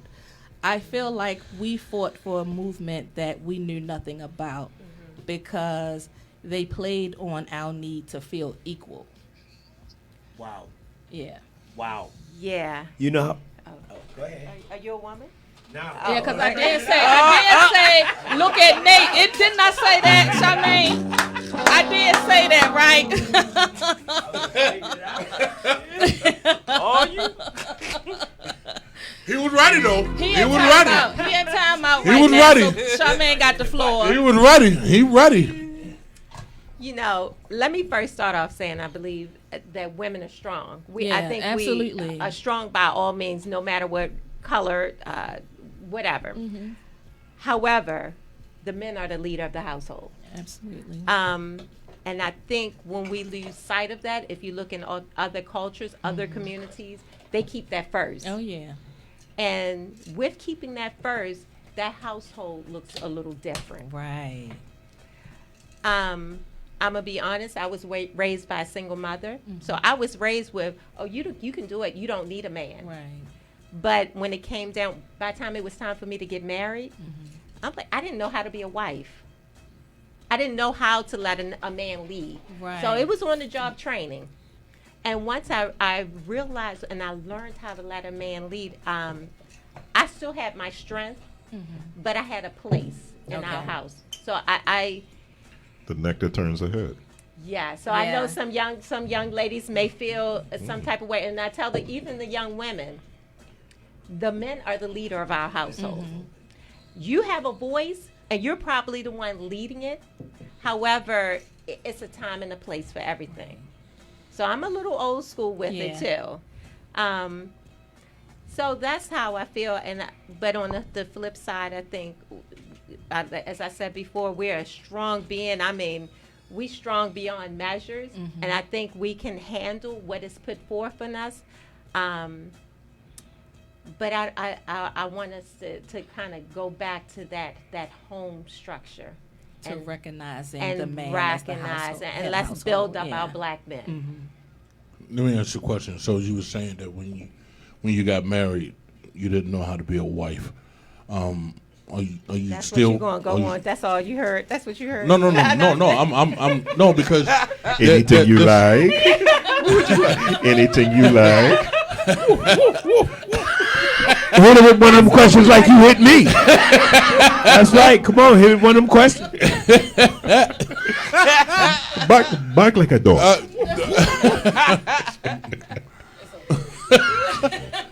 My wife. Now I lost train of thought. Okay, I got it back. Okay, so how are you still married now? I am not. Okay, how long were you married? 10 years. Okay, how long did it take you in order to get into the comfort of being and knowing what a wife's supposed to do? You know, I learned from other women in the village. So that became my mother-in-law, a good friend that had been married, cousins, family members that have been married for years. Okay. And I think it goes back to even knowing to look for in a spouse. So back when I was 20-something was when I got married. I was 25. Actually, Rich played at my wedding. I surely did. Yeah. He played the steel drum. Oh, what was he playing? Oh, go ahead, baby. Black owned, black. She supported the brother. And what was he playing? Back when 25 years of my ago. choir- Oh, what was he playing? 10 man, you are everywhere. I told you 99% of my clientele is white. She was the 1% at the time. She is clear. Okay. Go finish your story. She's not Finish your black, story. she's not white, she's clear. Okay. Have mercy. See, her and Jackie got that skin color that if the white man came in here, oh yeah, sorry, we white. The can black people dance, come in is here, that no, what we you're black saying? as a motherfucker. We This can that. You know. Now, let me ask this question because we was talking about the takeover, and what I do know is that you're familiar with John Hopkins. Okay. So there was a lot of people who owned homes down near John Hopkins. So when they did the redevelopment, I'm one of them. John Hopkins came through and offered people who had homes Yeah. Peanuts. money to say, listen, won't you come out of this? Right. You know what I'm saying? You know you can do better. We're gonna give you something, only to tear the house down. and not put shit and there. you know what I'm saying? Because now it's like, and this is what I heard, and I really believe it. A lot of the white folks are coming into the communities now because they're trying to push the black folks away from downtown, so the white folks can be more closer to Camden Yards, the stadium, and All the of whole that. 9 yards. You know what I'm saying? So that I did see. But now, and this is a question for the two of y'all. Now, Terra Cafe, good food, good environment, the whole 9 yards. And we talk about, you know, that our people need to get off their shit and start doing what they need to do to keep it in the community. But and maybe I know I've seen it, you all have seen it, that our own people, they get business and they don't know how to fucking act. Pardon my French. Go ahead. So it's like if I come to Terra Cafe and he's giving me good business from the black point of view, and let's say you giving me business from the white point of view, a lot of people are going to go to the white restaurant because they figure the service is better. The food is maybe, you know, different things like that. Because Ice cola. Because our black people, when we get businesses, we get bougie. we feel like that we got to stomp on the people that's trying to come the fuck up. You understand what I'm saying? So we can't keep it in the community. You know why we can't keep it in the community? Because our own black folks are shitting on our own people, robbing them blind. So not all. When I come, and I'll give you a prime example.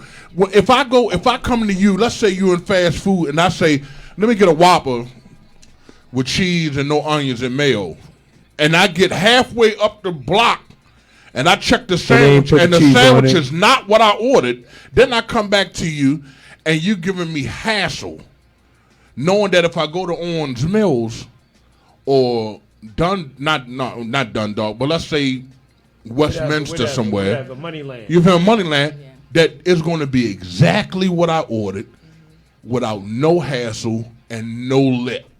That's not always true. Can I address one thing on East Baltimore? Now I'm gonna give you the corporate, the education answer. He's gonna give you the down and dirty answer. Yeah. No, that's fine. The down and dirty is fine. So I was working at housing. We gotta show up for these community meetings. Just like y'all didn't get a Walmart over there, we gotta show up.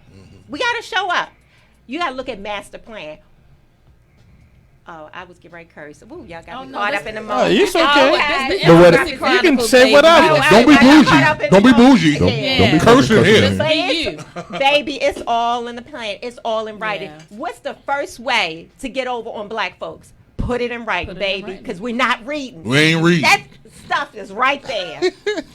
If we go down to planning and development, you start going to these community development meetings, show up and make noise. They got social media. You can put that stuff on blast. Right. Yeah. Okay, sorry. Yeah. Go ahead. Now I'm going to answer this question. All right. Now, I shared with you before in reference to certain things of business. And just like in life itself, the learned behavior and inherited behavior. Now, if you learn to do business, okay, all right, through people in your community that have taken advantage of you, what do you think that is? So when you do business like that, you think that's the right way to do business, right? Right? Because if you go back to Mr. Lee's store and you said that something was wrong, what are you going to do? You're not getting no money back. Get the hell out of here. Yeah. Okay? And you're going to get the hell out of here. Here's what you got. Now, feel what I'm saying with you. Now, you go to a community that has learned behavior of doing excellent business, what happens? If you go back and say that's wrong, they're going to give you the Terra Cafe answer. I apologize. Would you like another one of those, or would you like something else? Okay?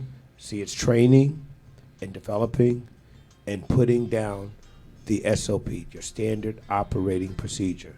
I just shared with you a minute ago. Customers aren't going to always be right, but they're going to never be wrong. When something goes wrong in my cafe, all right, because guess what? We do the best that we can every day, all day, all right? But sometimes things don't go right. My youth know what goes down. They know, oh, Mr. T, I did it just like you would. I apologize. I asked whether or not there could be something else we could do. We got them another one, and they were happy. But see, that's what I think. That's what I think the way that we can move forward, because you're building a legacy, right? We building a legacy. You spoke about that earlier. You build a legacy for your kids, for the young, and you do it by example. I have a son. I don't preach to him. I take him everywhere I go, and he sees. And he sees your interaction of what you do. Matter of fact, before he broke his leg, he had a plan. A long-term plan this summer. He just graduated 5th grade. He wanted to go into middle school. He wanted to buy a computer. So he said, Dad, so if I play music with you per gig, on average, how much I'm going to make? And he had a 3-4 month plan. I said, I said by September you would have this amount, and whatever you make, I'll match. You know, and that was it. So he has the pay. So he sees. Okay, I mean, what I'm doing. So what you just said it right there. Yeah, you lead that's by that example. learned behavior that he saw in the way that you move. And I think that's the way that, and I kind of touched upon it earlier, but I think that's the way we we build a legacy with these young kids. We just have to show them. You got to show You them. can't- It's a you can't tangible tell state them, right yeah. now. Yeah. Your words don't mean anything because we have failed. We have failed. We have promised to protect them. We have promised to guide them. We have promised to lead them, and we have done none of that. So right now, guess what? We're in that show me state. And bro, Right, let me tell right. you, man, I'm super big on small businesses, right? It's not necessarily a color thing. It's just anybody who has a small business, local. I like franchises. Just kind of turn me off. I live out in Howard County, okay, and where The I live money now, place. I'm telling you now, the school district that I'm in now, it's maybe 4% African American. It's 26% Asian.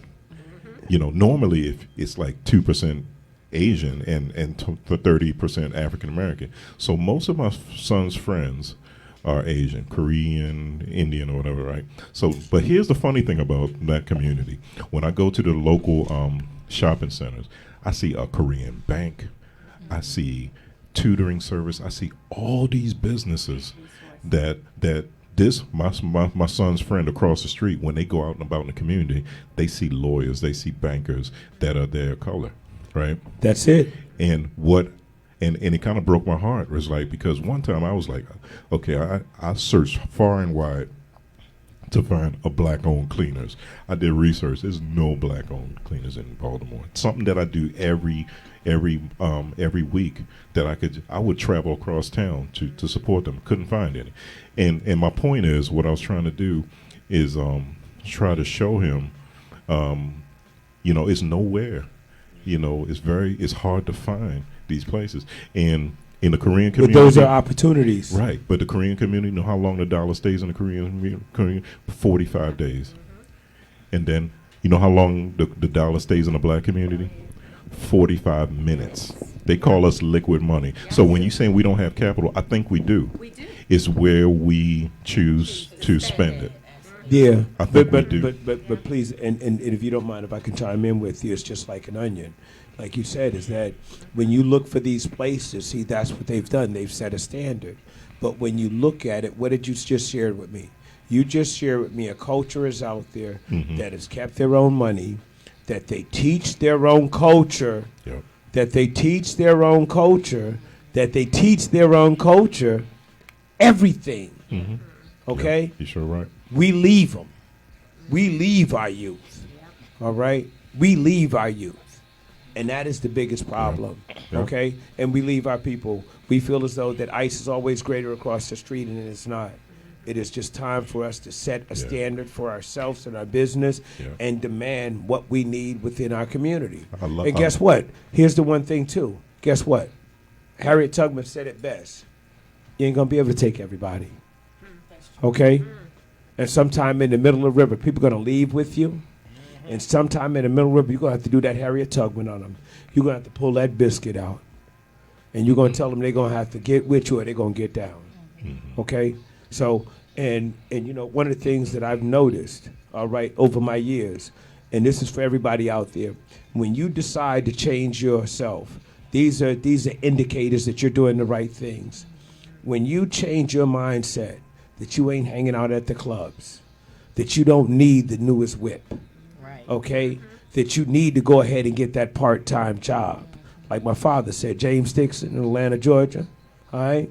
Like my father said, you need your job to take care of your family, and you need your hustle to grow. See, because the system ain't set up for you to make it with just your job. It's not, okay? That hustle is that get up, okay? And that's what we've had all our lives, that we make it together. Well put. You know what I Well mean? put. But then also when you look at, for example, you said you're at PG County, all right? You're at Howard County. There's another organization. Let me give you an example. We started a restaurant group here, all right, which was Black Restaurateurs. We didn't try to reinvent the wheel. What we did was we looked around and we seen what was positive. We were standing in Restaurant Depot line. There's about 4 or 5 cats. They're restaurant owners. We had to have $10,000 in that line at that point in time. And we said, why? Why are we here? Okay? There's a group in the Korean community called K-Grow. Korean Groceries Association. Their structure is awesome. Their structure is awesome. If you're in business in your town, wherever you are, look them up. All right? They believe in an agape love. Like I said, the definitions we need to change. They come in the room, honestly. You got 10, 20 people coming in that room. They come in with an envelope that is a percentage of their business in that pot, and they put it in the pot. What does that percentage do? See, we tied it with the church. Okay? Mama, forgive me. We tried it with the church, and it don't always come back. But in situations like K-Grow, it comes back. Trust. So if Mr. Lee's refrigerator goes up, all right, he calls, a new one is sent to him. Because he's a part of that group, they're going to make sure that he's all right. All right? A new refrigerator is sent to him. He's given the accountant that he needs in day one. That accountant knows every loan, every position, everything he needs to do. Okay? And we can't hate on them. Right. All right? You can't. How you gonna hate on them because they decide to do better? We need to do better. They have a bank. I mean, like, Guess what? We got a bank too, Harbor Bank. We sure do. We got Harbor Bank. We sure do. Harbor Bank, y'all listening? These people say you need to be in their community more. Okay? And All let right, me just we give got a a bank. shout out to the Caribbean community, because the Caribbean community do the same thing, and the African community. Well, you know what? Here's the crazy I think part. Americans, we have to here's- jump on board. Well, don't mess with my people, girl. Don't mess with my people. I think All right? we don't But you understand our buying power. I think that's a We- big part of and it. it's not even the buying power. What it is that we don't understand our community power. See, everybody talk about spending, ain't nobody talking about building. Right. See, it's building relationships. It's knowing that, guess what, Mr. Brown got a shoe shop, so I'm going to take my shoes all the way across town Yep. Right. to Mr. Brown. Absolutely. All right? Absolutely. If you're in an Indian family, a Korean family, an Italian family, an Albanian family, and you go to your Albanian, Korean, or store and whatever, and you run out of bread on Thursday and you ain't going back to Saturday, guess what happened? You ain't got no bread. Drive out Route 40. You ain't got no bread. They have about 2 Indian groceries, 4 Korean. And they're going to and keep a that money whole- in there. And they got the whole They're Route going to 40 sacrifice. all the way up to Enchanted Forest called Korean Way. Yep. And They're that's gonna- because they're and gonna that's because- sacrifice. That's because they vote. They vote out there. Yeah, You know yeah. what? Everybody keeps saying the vote piece, okay? All right? Everybody keeps saying I'm the saying vote piece. active in the Black community. people vote too. We vote. Black and people vote too. We get our people in office, and then we throw. our And they hands turn up. on us Well, every I'm Do not we gonna hold say them that's all of accountable? We don't. I agree. We don't hold them accountable. What are Once we get asking our for? people in office, that's it. The- We feel like we already got our guy in, so we don't have to do anything else. But you have to keep your foot on their neck. Right. I'm still Or waiting on my what are we asking for? children's book. And that's That was- another thing. We're not educating ourselves on the candidates and When- who's going to better serve. What did you say?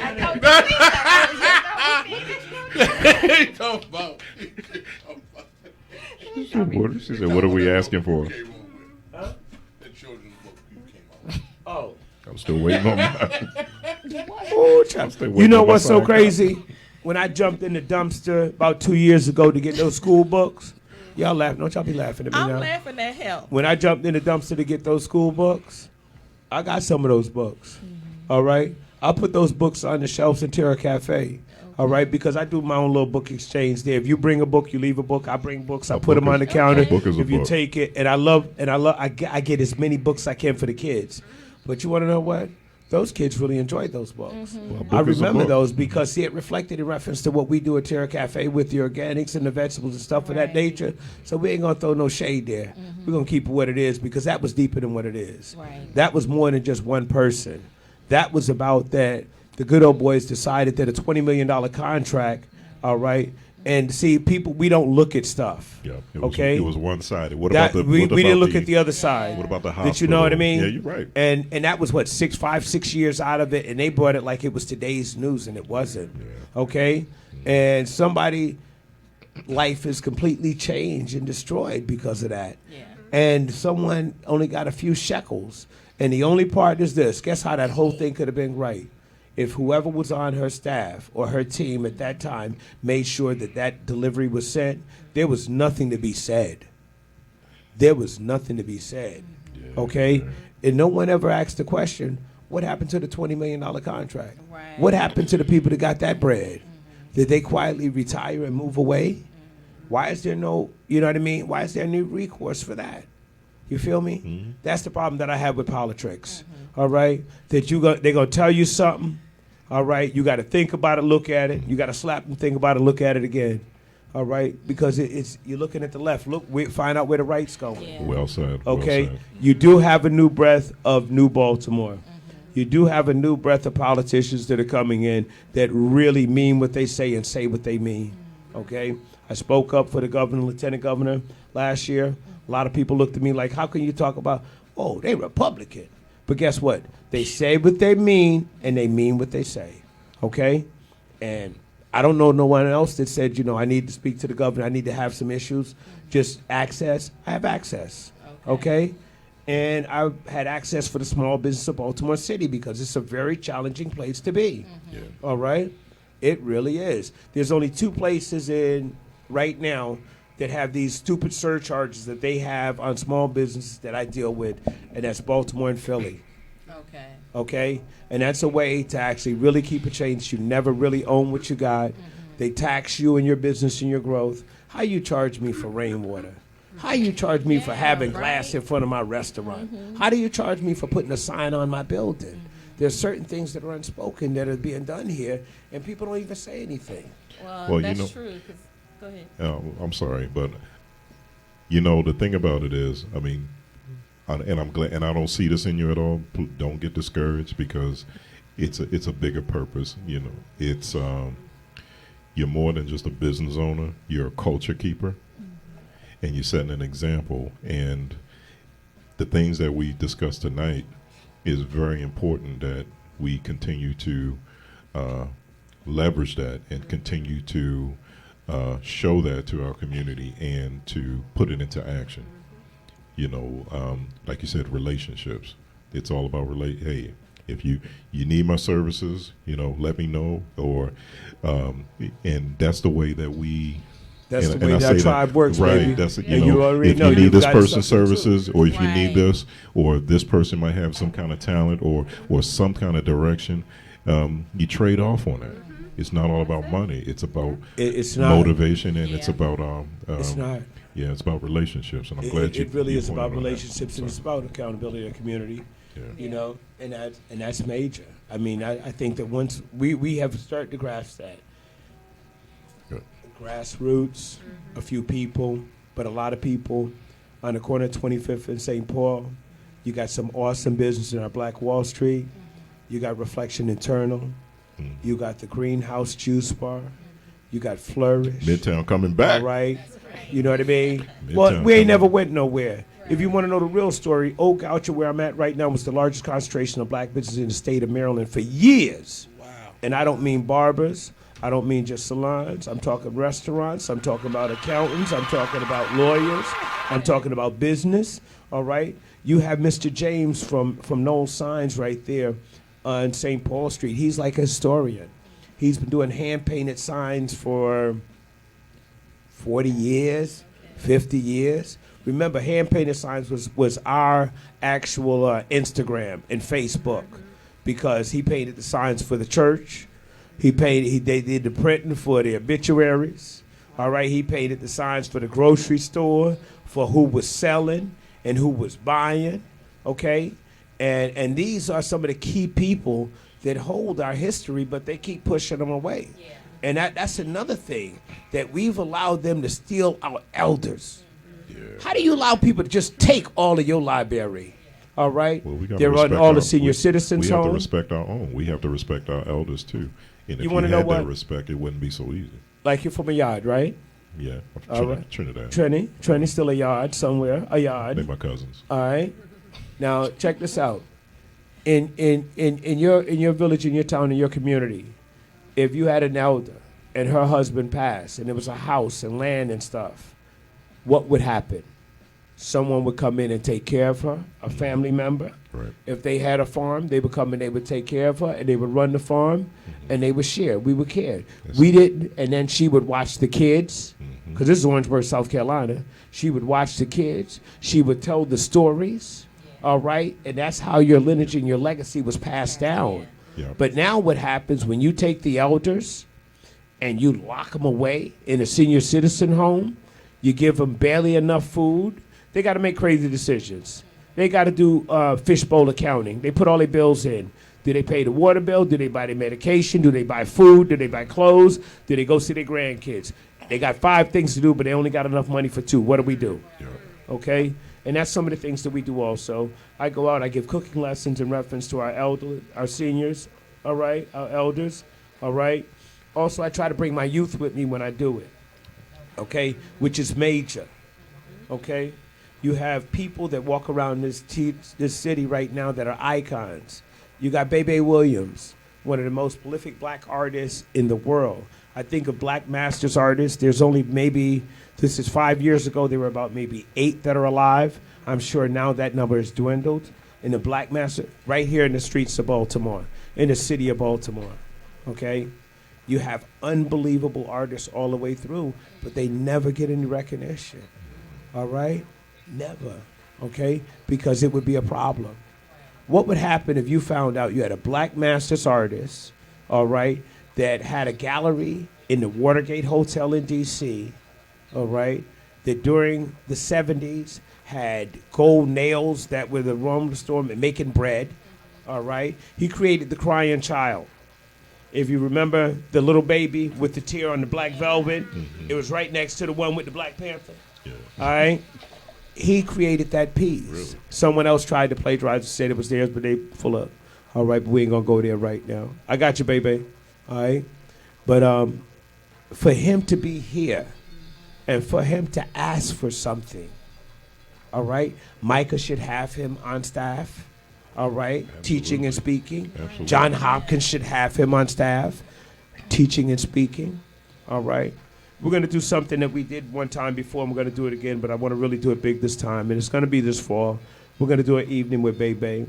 All right? This gentleman he was around during the Chitlin circuit. He was shining shoes. He knew everybody on Pennsylvania Avenue. He knows all the stories and where all the bodies are buried. All right? And see, that's something that we got to do. Yeah. All right? Because when he's gone, guess what? That library is gone, baby. You can't get it back. Can't nobody tell a story like him. Right. You know what I mean? All right? So these are the things that in our community, and we're getting back to that part about businesses. When you go in your community right now and you see all the Korean business and stuff of that nature, we got the ability to create that right here, right now. Matter of fact, it is right here, right now. You know, you got Destination Cigar, new cigar shop. Yo, E, big shout out to you, all right? Which is a new thing, because guess what? You got a lot of folk of color out there with that backer. That's what they call it down south, tobacco backer. All right? And we don't always are the ones that actually put the key in the door to open those doors up. Okay? So that's where we move at. Where we like to do, what I tell people when you're trying to figure out what you're going to do to be great, do what you love. Because it's going to be mornings that, guess what? You're going to be losing mornings. There's mornings I wake up, I know I ain't making no bread. I know I'm losing bread. I know I got to deal with a lot of stuff. But guess what? I'm doing what I love. And that makes a difference, which is why I chose intimacy. And one of the things for my son loves weed. So he was on the wrong side of the weed game for a long time. Now he's on the other side. And what I didn't realize... What he doing on the other side? You know, he's the master of all things cannabis. I didn't even know that he was studying. He make cookies? He makes everything. I need to connect the two of you because he is the man. And I'm proud of that because he's doing what he loves. My thing is do something that you love where you're not getting locked up for. You know, so you got to start doing your research. There are not a lot of us on that side of the game. You know, you put in paperwork, your paperwork gets pushed to the side, you know. But this is a good time to be in that industry. And, like, I'm proud of the progress that he's made. And sometimes he'll tell me different things like, Ma, you need to try this. I said, boy, I'm not with that.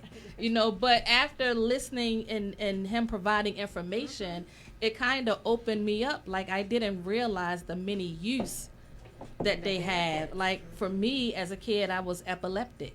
But that's how a lot of these agencies were able to get grants, because they treated kids with epilepsy. Exactly. That wasn't around for me. But seeing the progress that it's made in other people's lives is significant. So yeah, I mean it's major, and the medical is there right now. You're looking at I'm a 4-time stroke survivor. All right, and cuatro, 4 times in the last 3 years. I got a percentage on the left side and the right side of my brain about the size like that. All right, ping pong ball or whatever is completely dead. I don't, a couple of the indicators that happened to me, you won't really know unless I tell you, so I ain't telling nobody. All right? I ain't weak. Don't try me. But it's major. Yeah. And that is such a crazy question that so many of us been in prison. You see the guy that was playing keyboard with the jazz band? Yeah. Let me tell you, we were co-workers, right? And in 2009, he had a left side stroke. And when I went to see him in the hospital, only thing he remembered was his anniversary. He ain't even. I told him, I said, "Yo, we got a black president." He said, "Man, get the hell out of here." Right? They never said that. He said he would never play again. He forgets a lot, but he's a brilliant player, right? So, first time he tried to play, he couldn't play. They said he was never play again. I said, and I did one of the gayest things ever. I made a mix CD with steel drums and piano, and I said, "Look, keep listening, I said, when you recover, we're gonna play, and the reason that we play is because of that." And so every time he goes out, it's like he ain't supposed to be out there playing, and you saw the magic that man was doing, So it's like, if you're religious, you got to test it to God or test it to whatever. It's about the human spirit, And like you said, and I love that quote that you said. If you don't know what to do, sorry for butchering it. Do what you love until you figure it out. Do what you love till you figure it out, man. And it always works out. Yeah. You know what I mean? That's one of the key things. I'm gonna take that. In reference to our youth, when I have an opportunity to speak to them. And like I said, I'm going to come out of hiatus a little bit. This year, you're going to see me a lot more. Yeah. All right. I think it's that time. In reality, I think that it's kind of like almost do or die for Baltimore. Yeah. Thanks for sharing. I think that if we don't make our move right now, it will fall into that area where it will be not opportunities, but straight up gentrification. Yeah. Okay. You got a lot of people out there that's fixing your credit. You got a lot of people out there that's showing you how to get this money. All right. So reach out. Keep an eye out for TerraCafeBeMore.com. All right. We've been the hub for a long time, and we're really going to get ready to mix it up now. Okay. You know what I mean? We're really going to get ready to mix it up. That jerk garden is the truth. Yes, sir. Indeed. Matter of fact, Nick, talk about it. Tell them what we're going to do on Friday. This Friday, Cookout Fridays, comedy and karaoke.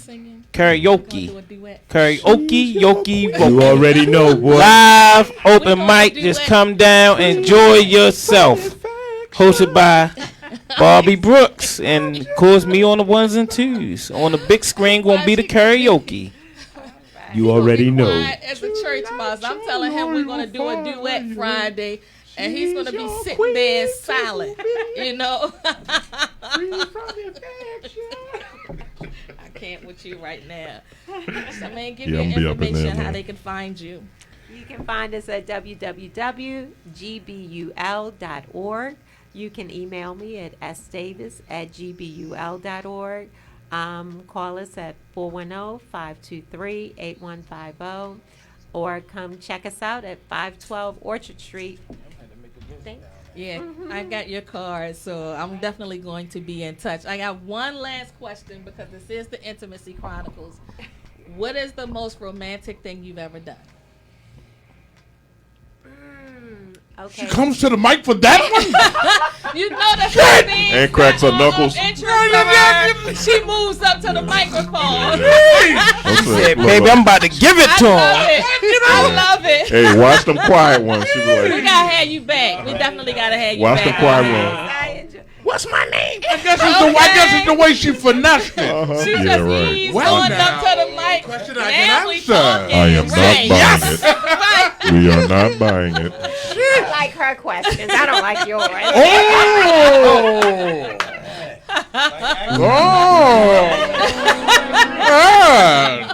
My question is too raw for you. You know what? I think I'm kind of a nerd. So I enjoy conversations. We have to be able to connect on some type of level. I enjoy good food, and of course libations included. So I would have to say, you said the most romantic. Come on now. Watch out. You gotta wait. Wait a minute. Wait a minute.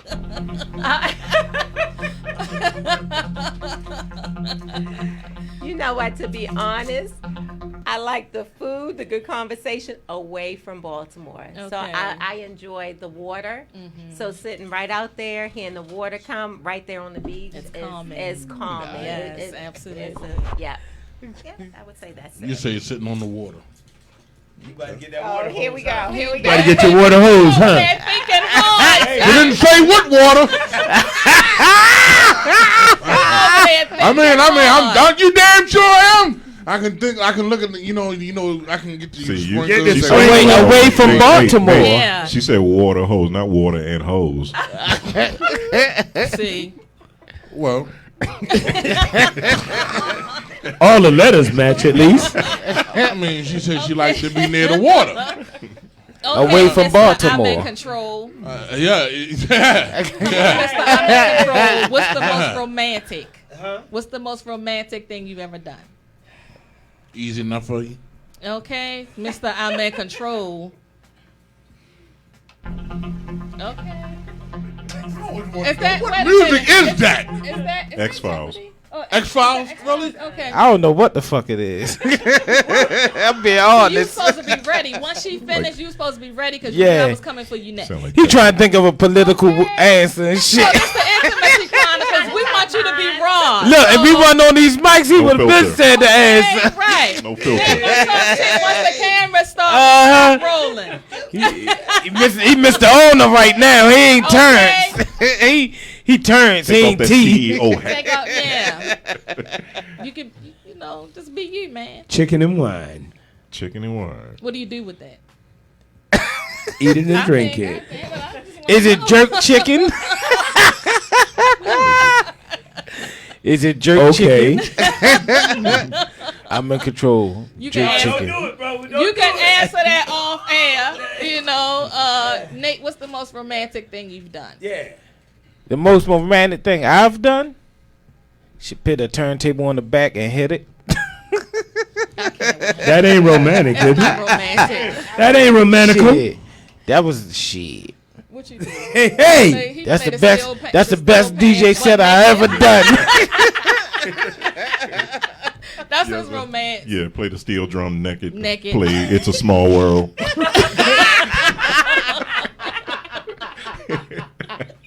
Okay.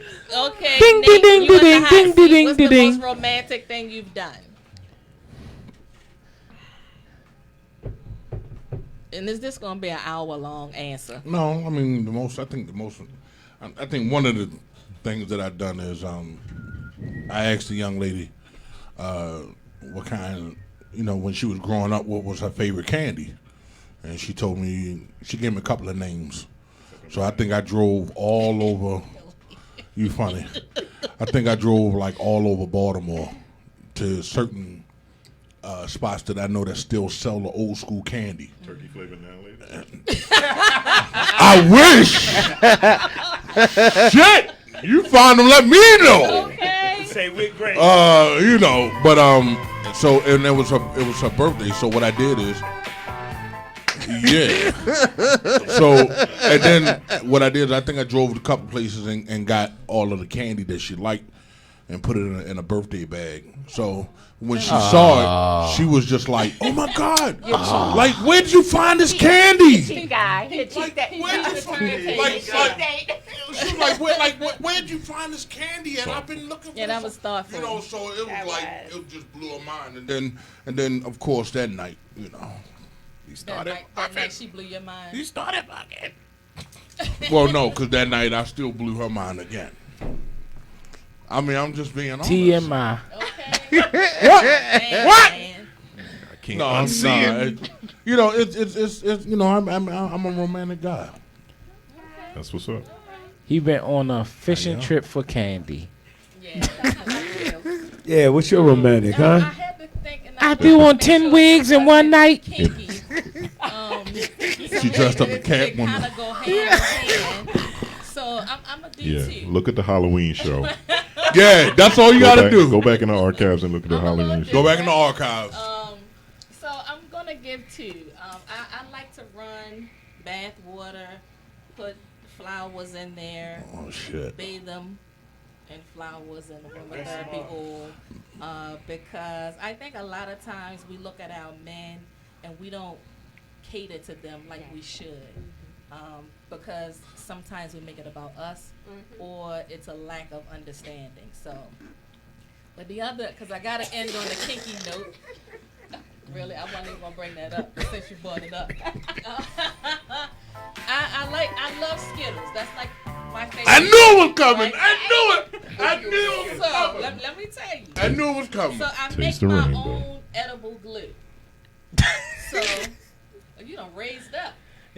Okay, so the Wait till you hear. Skittles, what I did with the Skittles. But you see the lean forward? Yes. Okay, he done got. Okay. She's taking notes. He's like, what the fuck? Like, Skittles. So I make my own glue. It's real easy.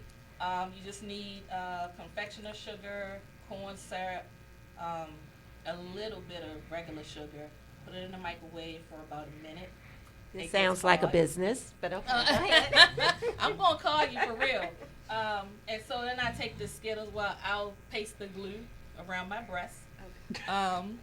And then I'll put the Skittles around that so you can taste the rainbow.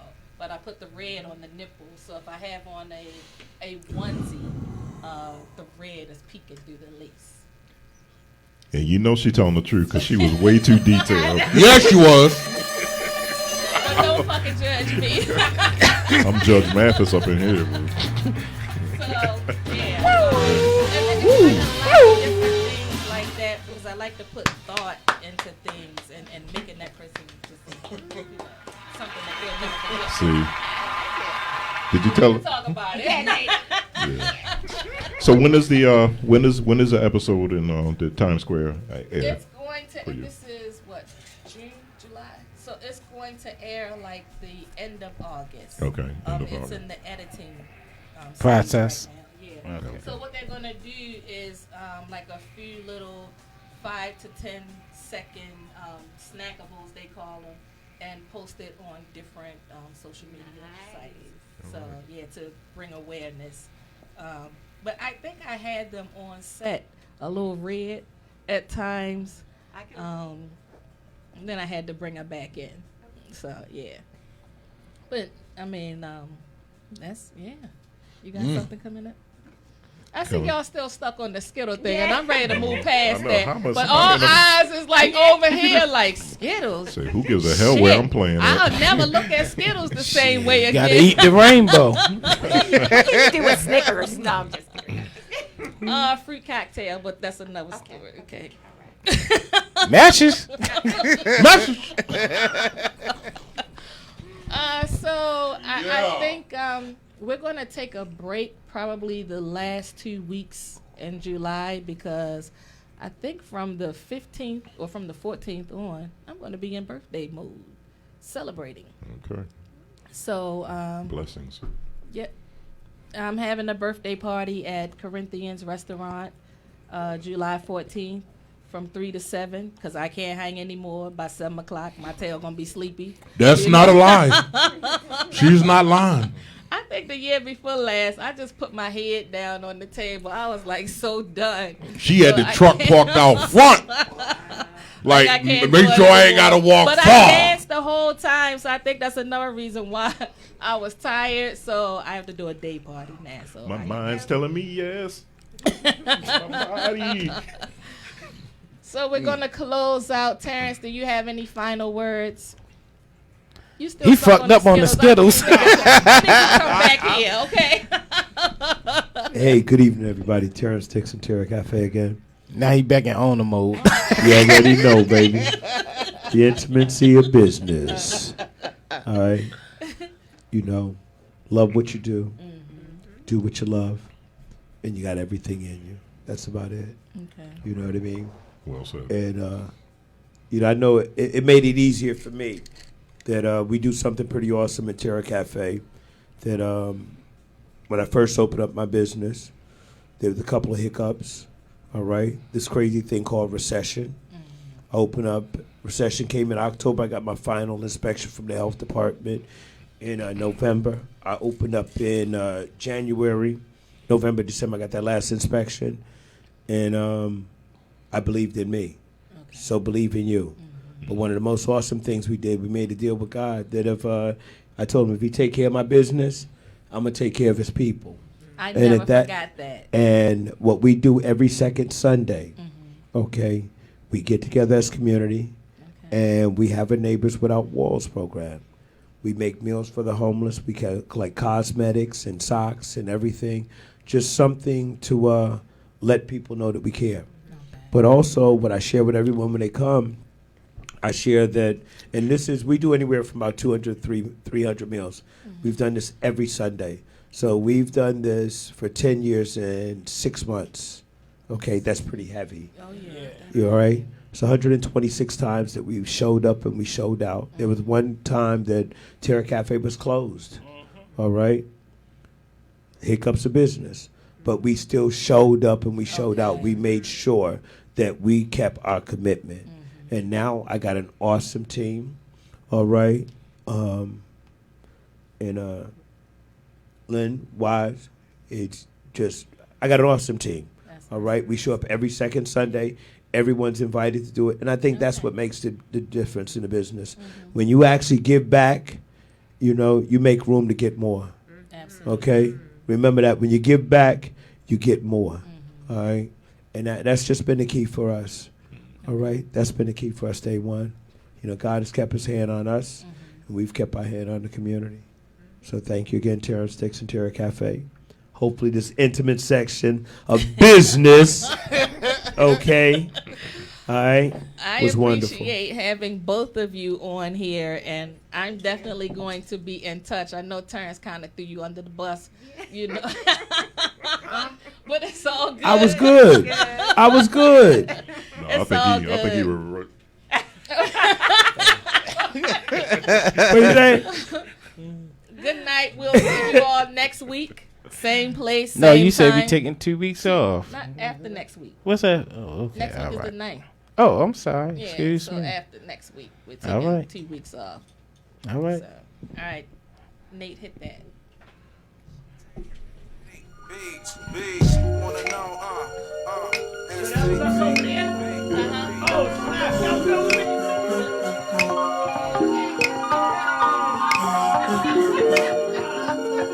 I can.